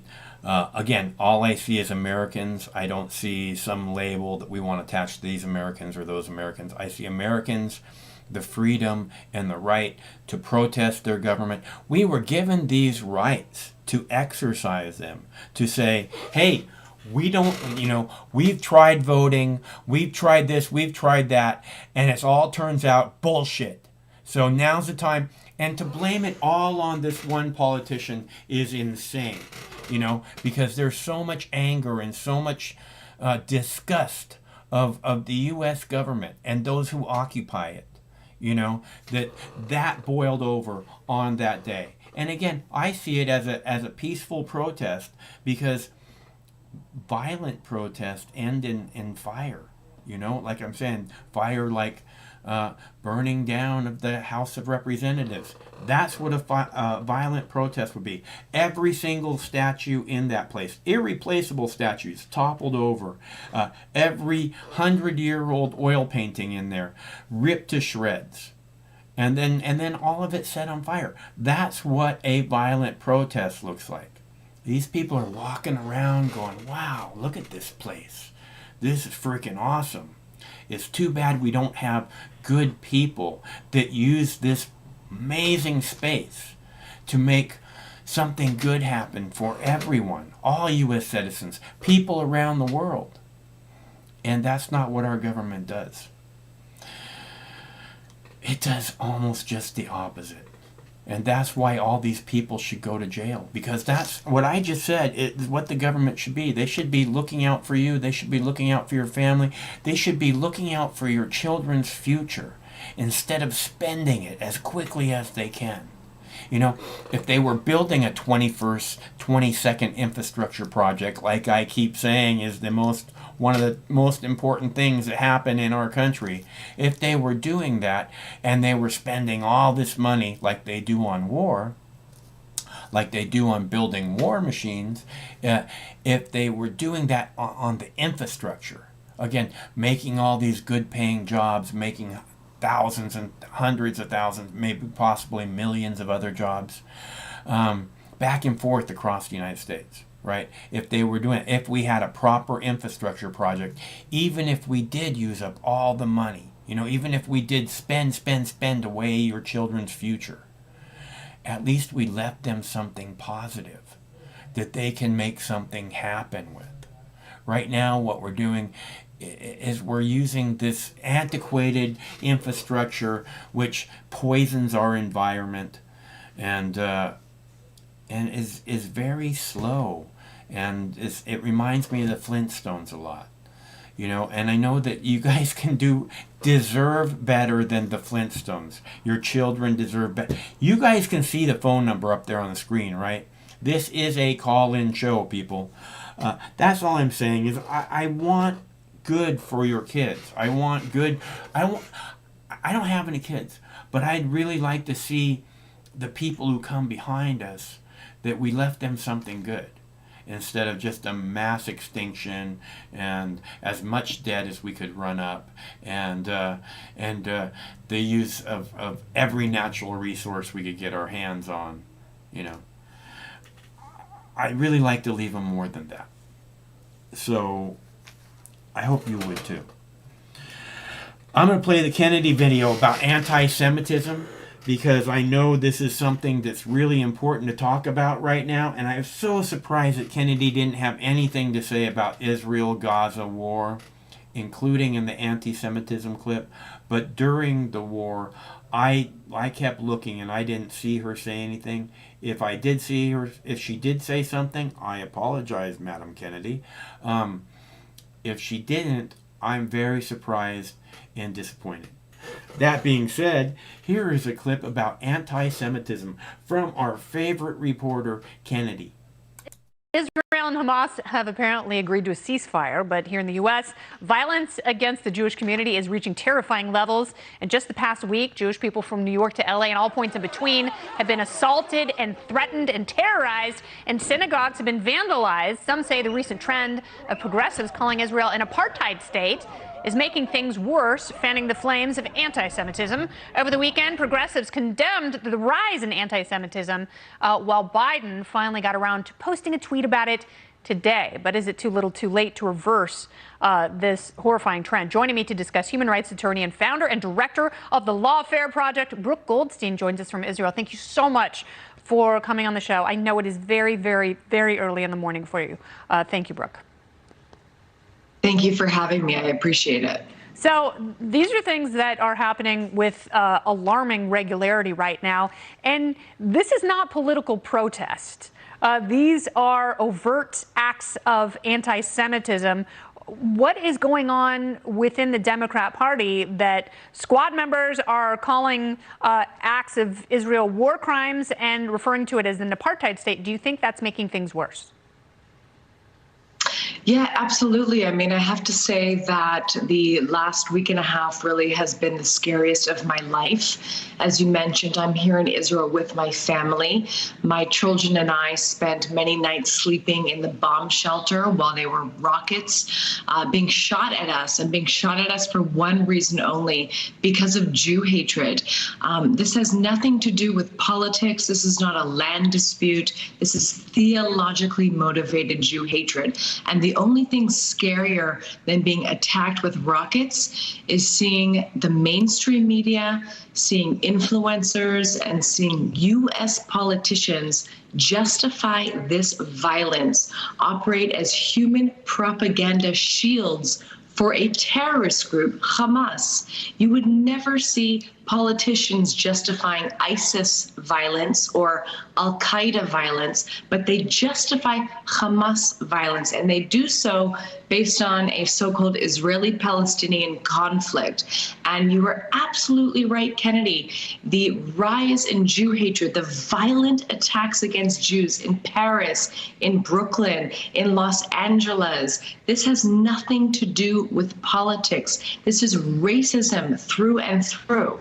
It's almost like some people were looking for an excuse. And I know there are a lot of strong feelings on both sides of the issue. And a lot of Americans are really struggling to understand, the geopolitics and what is going on here and what can be done going forward in terms of brokering peace. But we're never going to have that with this sort of, brute terroristic mentality. And when you see a guy being chased through a parking lot or someone being attacked at a sushi restaurant in LA, we saw what was turning into a riot right out here, right out this window on 47th Street, on the Diamond District. You could see people running for their lives because they didn't know if the fireworks that were being thrown at police officers were bombs.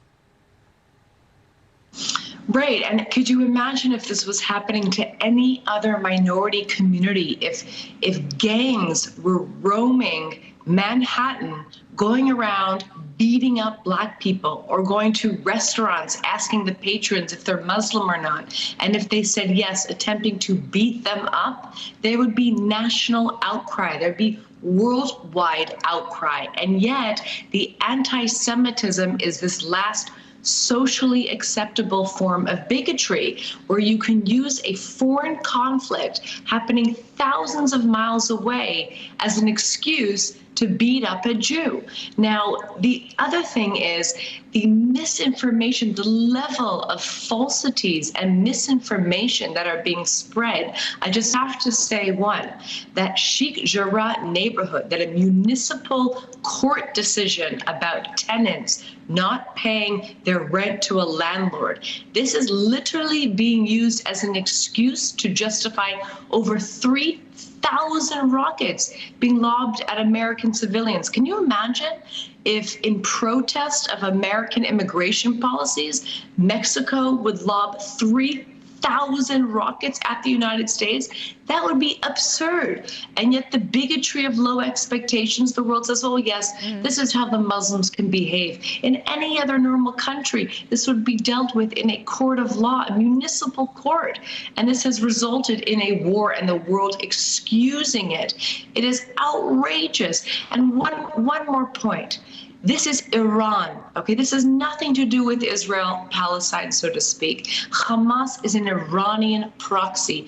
And what Iran is doing is testing the Biden administration to see if it is weak or strong on terror, and using the Jewish people and the Jewish state and all of its inhabitants right now as a deadly political football. And known anti-Semite Rashida Tlaib is in the president's face, yelling at him, and he tells the world, oh, she's quite a fighter. It's like, well, she's something. All right, Brooke Goldstein, thank you so much for your time. Go get some sleep. Thank you.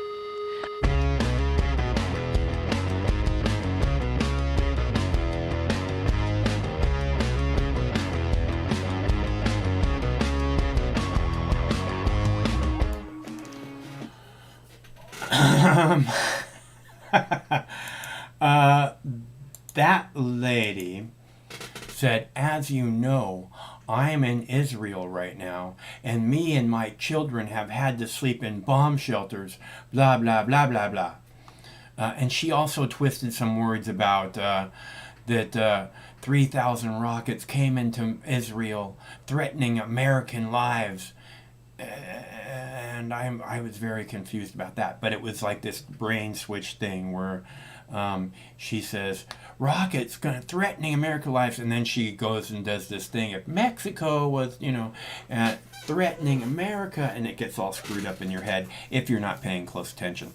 That being said, she also said stuff about this. That was just crazy, dude.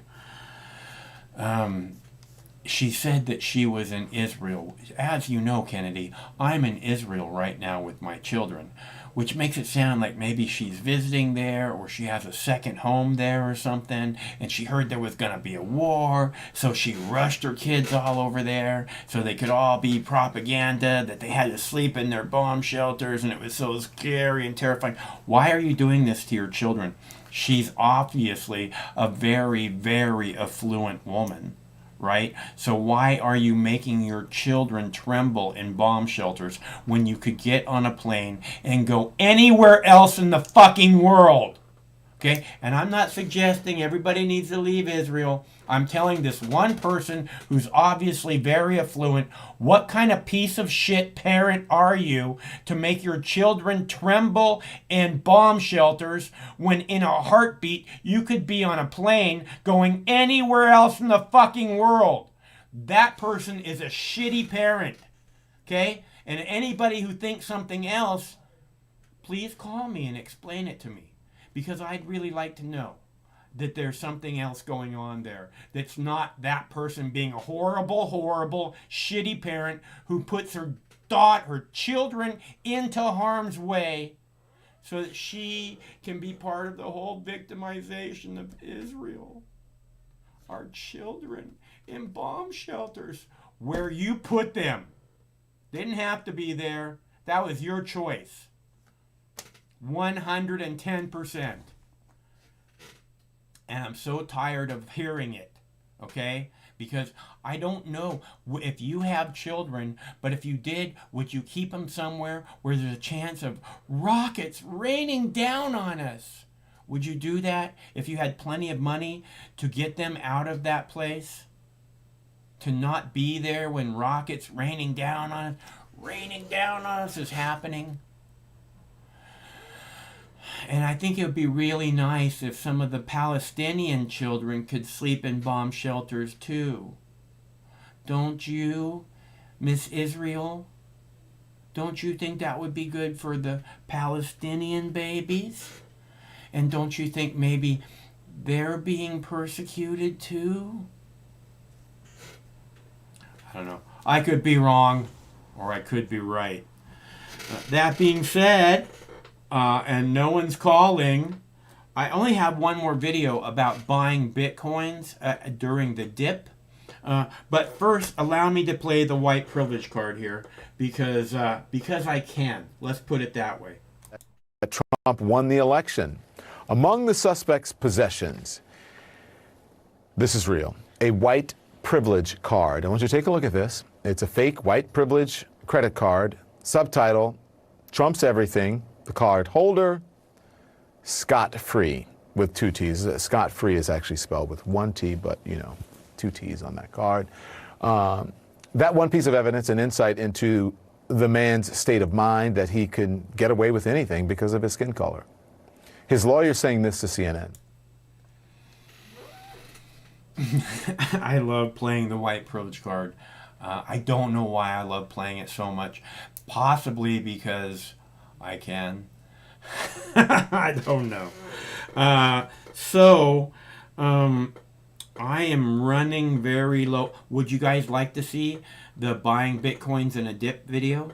In the dip. It's the dip right now. You guys know it's the dip, right?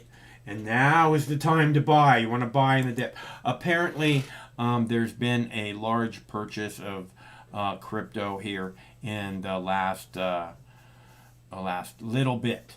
So it looks like, and now is the time to buy your crypto, because everything's going up, baby. Just look at it. Just look at it. We'll see. I would not advise you economically, because I'm very, very bad at that. It is in no way my priority. Now, if you'd like me to advise you spiritually, I will be happy to do that. That's one of the things I do here at Mox News, in case you didn't notice. That being said, I'm going to play a video because no one's calling. If you want to call, the number's right there on the screen. I'd love to hear from you. And know if you are proud to be an American. I'd love to know. If you have hope for America. All right, here we go. I want to bring in Spencer Bogart now of Blockchain Capital. And Spencer, you and I have talked many times over the years, and you maintain that this market is very different from 2018, that the volatility is different. But tell me how so? Well, and look, in a lot of ways it is similar. I mean, we've seen the story before where, Bitcoin, as it rises to its ascent, it's not going to be a smooth path. There's going to be volatility on the way. And particularly when we see the market get pretty hot and some significant appreciation, we get a lot of headlines that, present a little bit of headwinds for Bitcoin going forward. I'd say the biggest difference note today is that we have just a lot more use cases. I mean, if we rewind to 2017, 2018, there was a major question as to whether or not anything in crypto beyond Bitcoin would actually work, and whether people would even continue to value Bitcoin going forward. I think now that answer has been, that question has been definitively answered, and that people do value Bitcoin, and they're likely to continue doing so going forward. And beyond that, we've got a plethora of not just robust infrastructure for Bitcoin, but really a whole suite of assets that are emerging out of kind of Bitcoin as the original crypto asset, creating all sorts of new things in terms of DeFi in particular. Spencer, is it good for Bitcoin that one of the third richest man in the world is meeting over the weekend with a coalition of North American miners to set standards and to sort of coordinate on activities? It's neither good nor bad. I mean, I think that realistically, the idea that Elon Musk can control Bitcoin or create this centralizing force behind it just isn't going to work. I mean, if we rewind back to 2017, there was a big drama within the community about whether or not Bitcoin should accept a proposed change to how it works and how it functions. That included many of the largest companies and insiders in the industry And even that attempt failed. So I think Right. the idea that Elon Musk, as an outsider to the industry, is going to be able to somehow wrangle control is wrong. But it's neither good nor bad that he's coordinating these things. These are discussions that are worth having and worth exploring.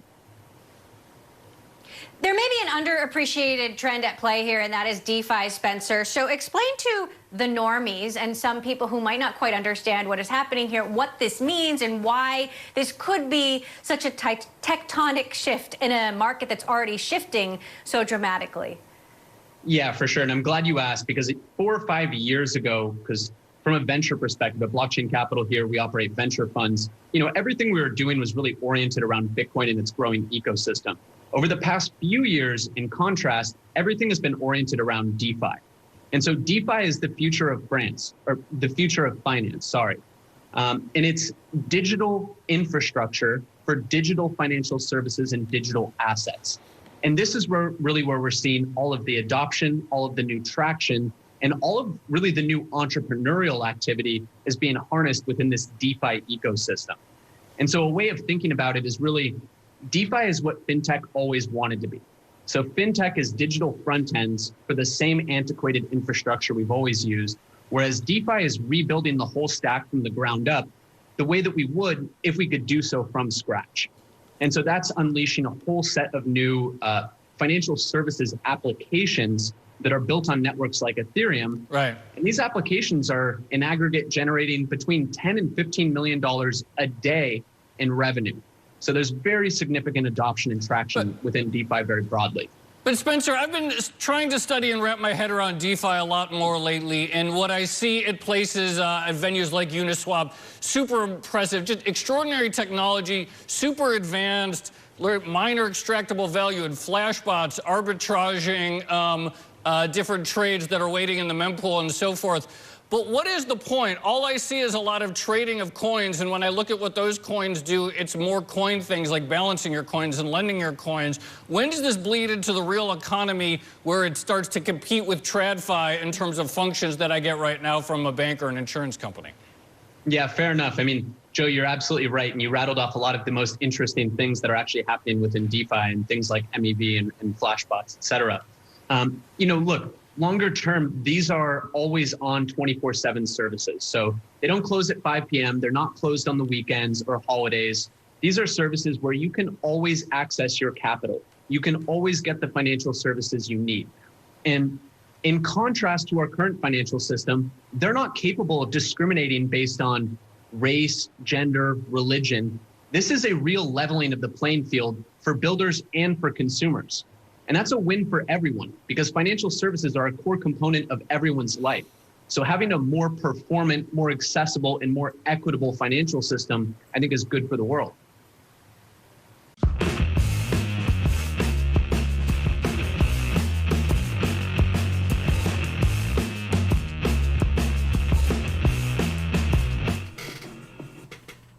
I like that guy. He seemed very positive about things. Like, this is good for the world. I'm always talking about stuff that's good for the world. So they asked him some other question about something. I don't think it was about crypto, but I think that guy's pretty interesting. And there's my Bitcoin wallet, which is also in the text body of the video. If anybody wants to kick down just a little bit, if I could get 0.013 Litecoins, I'll have a whole Litecoin. That'd be freaking awesome. Let's see. So if you want to do that, there's there. And then there's also available PayPal donations, which is always very nice of you who do so. Okay, that being said, I think that's all the videos that I got for you guys tonight. And no one's calling. I was thinking about having a bong hit, but I think I'm going to get something to eat first since no one's calling. See, if someone was calling, then I would have a reason to have a bong hit, because I might not be able to get away from the desk for a little bit. I get this call, you get that call, and then you're like, I'm busy. I'm not going to be able to eat for another hour. So I should take a bong hit because that does sound pretty. But no one's calling. So I'm not holding it against you. I understand. I can't say for sure that I've ever actually called a call-in radio show or anything like that. I may have. I remember calling someone when I was really young, calling like one of the radio stations and winning a radio. It was like 5th caller or 10th caller wins a transistor radio. Like, I won! Now it would cost you like $2 for that thing. They wouldn't even make that thing now. So, but since no one's calling, I'll be back tomorrow. We do this every Monday through Friday at 7 p.m. Pacific time, which means I will be back tomorrow. Same Mox time, same Mox channel. So until then, oh, we got a caller? We got a caller? You got a caller? Hello, Adam from Arizona. You got in the nick of time. Here we go. We have a caller, apparently. Okay. Hello, Adam from Arizona. Hello, Mox. How are you? I'm fine. What's going on? I figured I'd call and speak why I personally am proud to be an American. Okay, good. Glad to hear it. Give us the lowdown. Okay, well, I'm first generation American on my father's side, and my father's not a citizen. He lives in Spain. How old are you? How old are you? I'm in my early 40s. Okay. You were born in America, though, huh? I was born in Miami, Florida. Right on. And I live in Arizona now. But my mother's side, second generation American, and most of her family came over around after World War I, right before World War II. And they were Jewish, Ashkenazi Jewish. And they came over. First they went to Canada, and it was too cold there, and then they moved to Philadelphia. And they kind of owned a jewelry business in between all of them. It ended up failing. But, yeah, you know, I guess, according to everyone's story, most of the poorer generations of people at that time who wanted to get out of Europe were the ones that got taken to Israel. And the story I got right, okay, was, what is it that you're proud to be an American about? well, the story I got was the reason that my family was able to come here is they were more well off. And I see a lot of the turmoil on TV happening in Israel, and you know, those are some of the same group of people that my family was part of. And I'm sure glad I'm living here in America and not living over there, because they're not wanted over there, you know, and they're in a lot more danger than people are here. And you know, a lot of people choose to live there. You know, a lot of people move there from all over the place, and I don't understand that. So I'm never going to appreciate that you move into a place where rockets might, you know, and there's so many other bad things that have happened there. You know, so they didn't want them in Europe because somebody in Britain around the 30s told the Jews that it was unsafe for Jewish people on the streets, and they convinced a lot of the Jewish people to go there. Yeah, well, they're trying to tell them the same thing now about America, apparently.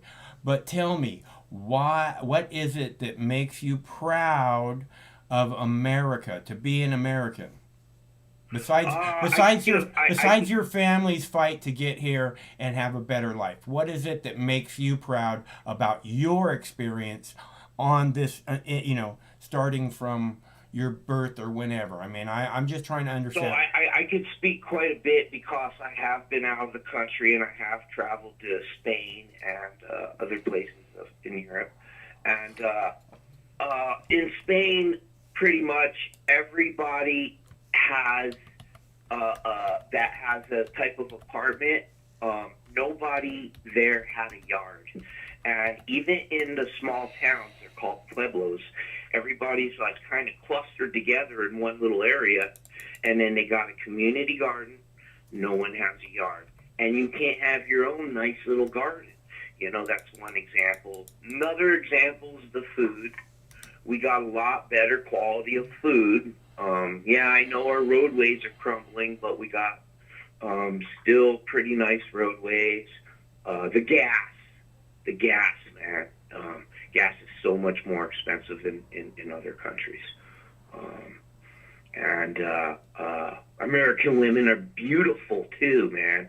Some of them are a little bit overweight, but sometimes when it gets kind of cold out, that's sort of nice. Overweight is the American way.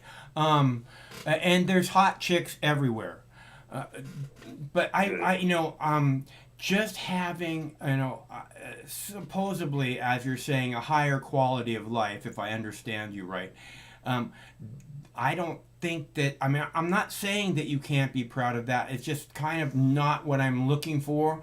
I love the country. I love the variety of food we can have. I love that, I don't really love it, but I find it very interesting that anything we don't have that we want is right down at the corner Quickie Mart, So Here's another strange concept real fast, Mike. Mm-hmm. So when I went to Spain, it's like you go to Spain and there's no wilderness area that I found that I could get to. Yeah, I hear and even if I could find a wilderness area, there's crumbling some kind of structure somewhere in that general vicinity with bones underneath you somewhere. There's somebody that died long ago. At least here in America, it's relatively new. There hasn't been large amounts of people anyway, living in large parts of this country for decades and decades, like a lot of other countries. That's another positive.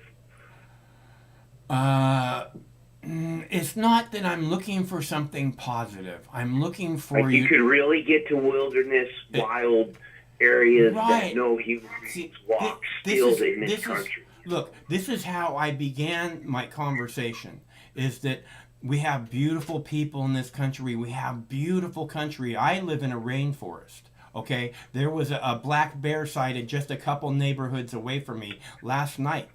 Okay, so I love that. That's not what I'm looking for. I'm asking you if there's something that makes you proud of besides the people, besides the wonderful nature. Is there something here that gives you, like if you were to go to Spain again, would you wear an American flag walking around everywhere? I would. Huh. I would, and I got a lot of bad looks when I did wear, stuff indicating that I was an American. Mm-hmm. But, it's just like in every other country. Back in Spain, people wear a nationalist flag, and it's supposed to be illegal because it's like a faction of Spain, And there is factions of this country that I absolutely love. I can love this country 100%, but I can 100% disagree with the government that it has at the time, Right. I'm not, and that's the thing, is I'm not talking about loving the country. I'm talking about being proud of what the country stands for and what it does around the world. And another example also is like I evolved new for my family. Like my family in Spain, they will not allow me. They do not allow me in their circle and accept me as one of theirs. And same with if I go to a synagogue you know, I'm so different than them. You know, they won't accept me in their circle because I went my own separate ways, and I had my own life experiences here in the desert in Arizona, and I evolved into my own person, you know. Well, and, yeah, I hear you. My life experiences made me who I am. I agree. And I'm very proud of my life experiences Yeah. and where and how I grew up. And if it wasn't for my exact life and me being who I am as an American, I don't think that I could be who I am today. And and maybe there's nobody in the world like me. Yeah, no, I think that there's nobody in the world like me. But you said that you wouldn't go. I mean, if you went to a synagogue, that they would look at you cross-eyed, like you don't belong there or something. And Absolutely, I'm so different than them. They wouldn't recognize me at all. But what I'm saying, what I was getting to, I am Jewish because my mother is Jewish, Right. and according to their law, I am a Jew. Yeah, but well- yes, I would definitely be shunned if I was to Right. go there. And what try I'm to act saying, if I finish my point, if you were to go to a synagogue and they were not to accept you, I think that that's partially not just in big part, not just because you look different and you act different and you went your own way, but also because there's no cannabis. Right? They don't use cannabis on a regular basis. If both of you use cannabis and were able to go, oh, my brother, come on in, because that's the way cannabis people are. You know, they're not, they reach out to everyone until that person, you know, bites their hand or something. So. Yeah, I'm probably one of the first people in my family to smoke cannabis pretty regularly. Mhm. Not as regular as some people. But Well, then you get what I'm saying, right? yeah, absolutely. Yeah. See, it's not so much a matter of these people not wanting to accept you. It's that they're just not in the right frame of mind because cannabis is supposed to be part of our regular diet. And if they were just, you know, actually living by, you know, supposedly what God said, you know, I mean, like right at the beginning of the Bible, it says, I give you all seed-bearing plants to use as meat. Okay? Seed-bearing plants. If anybody knows cannabis, it's one of the most seed-bearing plants you're ever going to get. But beyond that, to use as meat, which means to be a daily part of your life that sustains you. And, you know, it's right at the beginning of the Bible, and people want to act like somehow you're bad for doing, you know, the right thing. I'm very pro-cannabis, Yeah. and I think God gave us that plant here to use. And it's just like anything else. You could abuse anything, you know. But if you use things properly, then they're definitely a benefit to mankind. I just wanted to talk a little bit because I support your show, and I listen to you sometimes. I listen to about probably about 6 people on YouTube, and you're one of my favorite. Thanks very much. And thanks for calling. It's good to hear from you. And thank you, Mike. Thanks for all that you do. Okay, I look forward to talking to you soon. All right, bye-bye. See ya. Okay, so I'm all out of videos again. I typed in the chat, last chance to call. Well, I'll play one more video. I have, let's see, I have The Bright Side, our unofficial sponsor. Wait a minute. Hello, caller. Hey, what's up, Max? I am just doing this thing that I do. What is up with you? It's Brian, right? Brian? Is that? I'm sorry, I might have your name confused. I've only watched you a few times live like this. Oh, my name's I remember- Mike. My name's Mike. Mike, yes, okay. Your videos, they used to get a lot more views back in the day, didn't they? Or am I remembering wrong? I mean, Yeah, no, they used to get, you know, thousands of comments on top of, you know, lots and lots of views. Yeah, I think that might have been what it was. You created the conversation. You know, you didn't really seem to take a side on either issue. You would, maybe a little. Yeah. We all do. I take a side when it comes to freedom. I'm all about freedom. Exactly. I think all of us took a scare over this COVID thing. We all did a little. I didn't necessarily agree with everything you were saying in the beginning of that, but yeah, we're coming back around to normal, I think. Well, one of the things I started saying around November, December was that by May, this stuff's all going to go away. And it pretty much, they're like, oh, the new India strain or whatever. It's pretty much gone away. Nobody's wearing masks. We went to the casino on Saturday night for dinner. Craig gets all these points, because he likes going casino.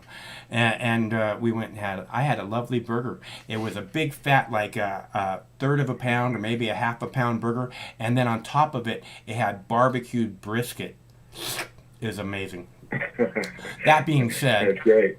Yeah, we went to the casino and absolutely no one was wearing masks there, and there was a lot of people. Great news. Yeah, that's really good to hear. That's good to hear. Well, I just wanted to say, as I was walking out of the room, I know you get the reverb when you call and you're in the room. Sometimes, I listen on the TV and chat on the phone. It's just easier for me that way. But I walked out of the room and you were saying, except for the people. And that's what I was thinking in my head as I was walking out of the room. Well, it's the people. It's not the government. It's the people of America that makes me proud of America. If there is such a thing in my heart. I try not to have too much pride. I'm not a real religious guy, but, this sort of thing, it's complicated when you get into the meat and bones of it. What is pride, this sort of thing, and should you even have it in the first place about any subject, But yeah, the people of America are great.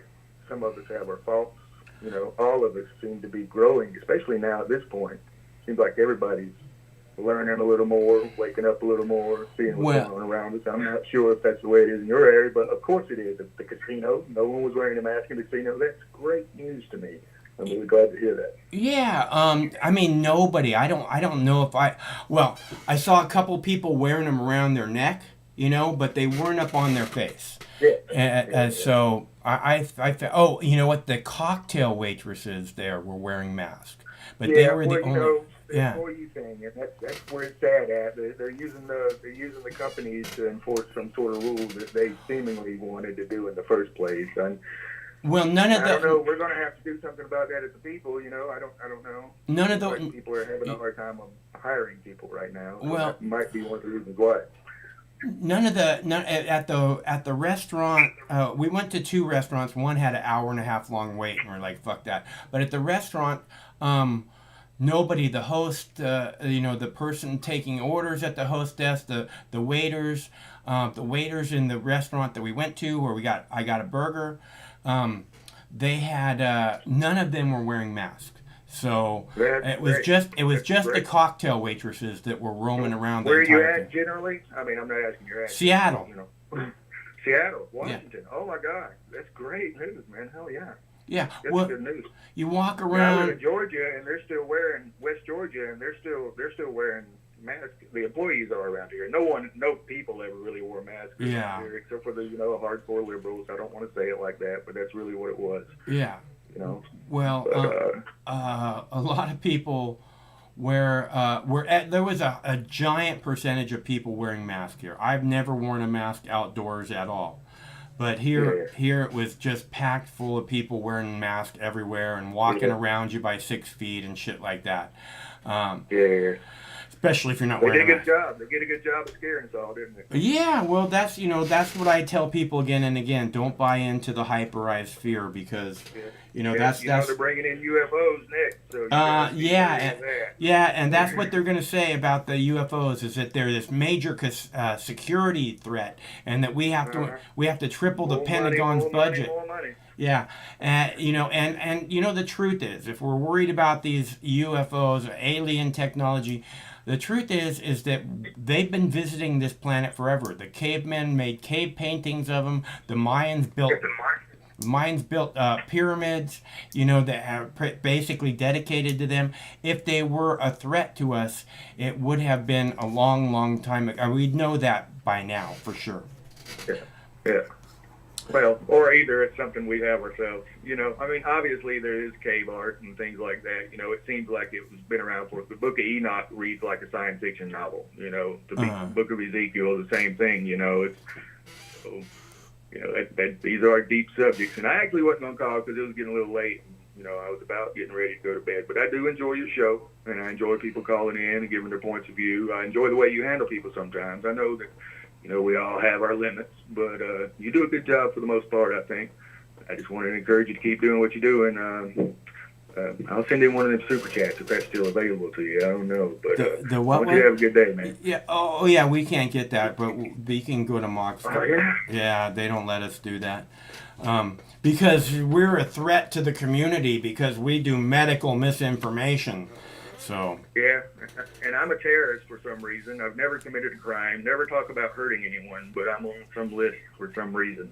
You know, so this is the logic of the world today. Yeah, I hear you. We're all terrorists, dude, or at least potential enemy combatants. That's the way the government has labeled us. Right. They better believe it. All right. Well, you take it easy now. All right, you too. Thanks for calling. Uh-huh.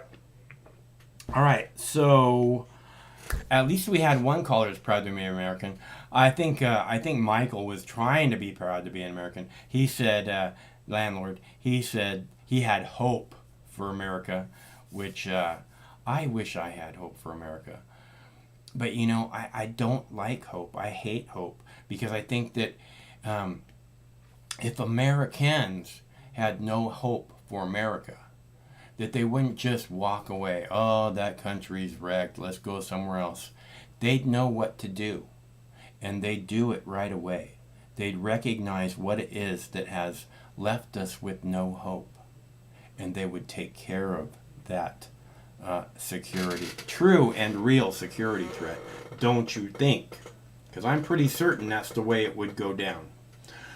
All right, we do this every Monday through Friday at 7 p.m. Pacific time, which means I'll be back tomorrow, same Mox time, same Mox channel.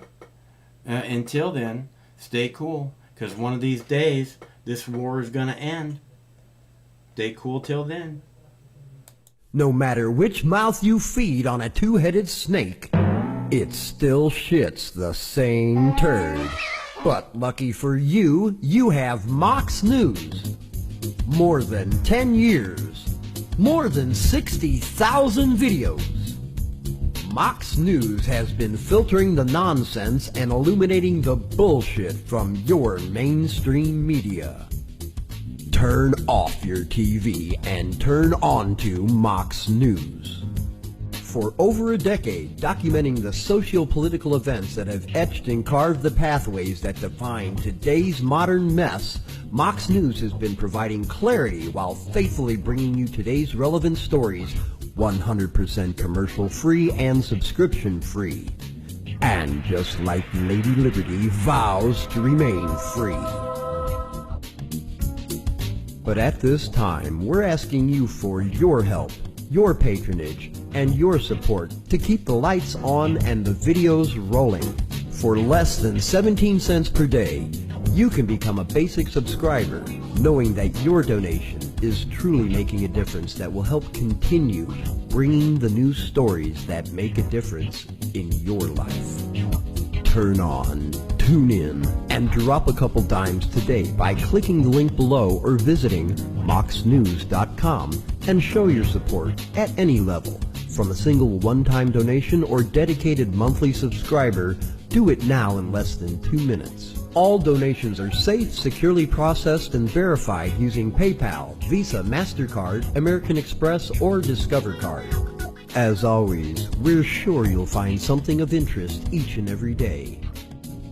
This holiday season, give the gift of Mox. moxnews.com.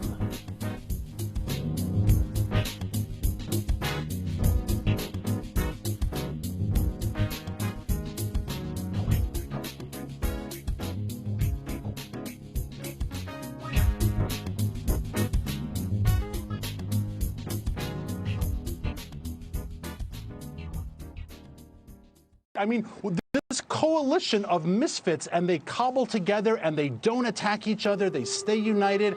I wish the coalition of misfits, and they cobble together and they don't attack each other. They stay united. Coalition of misfits, and they cobble together and they don't attack each other. They stay united. Coalition of misfits, and they cobble together and they don't attack each other. They stay united. Coalition of misfits, and they cobble together and they don't attack each other. They stay united. Coalition of misfits, and they cobble together and they don't attack each other. They stay united. Coalition of misfits.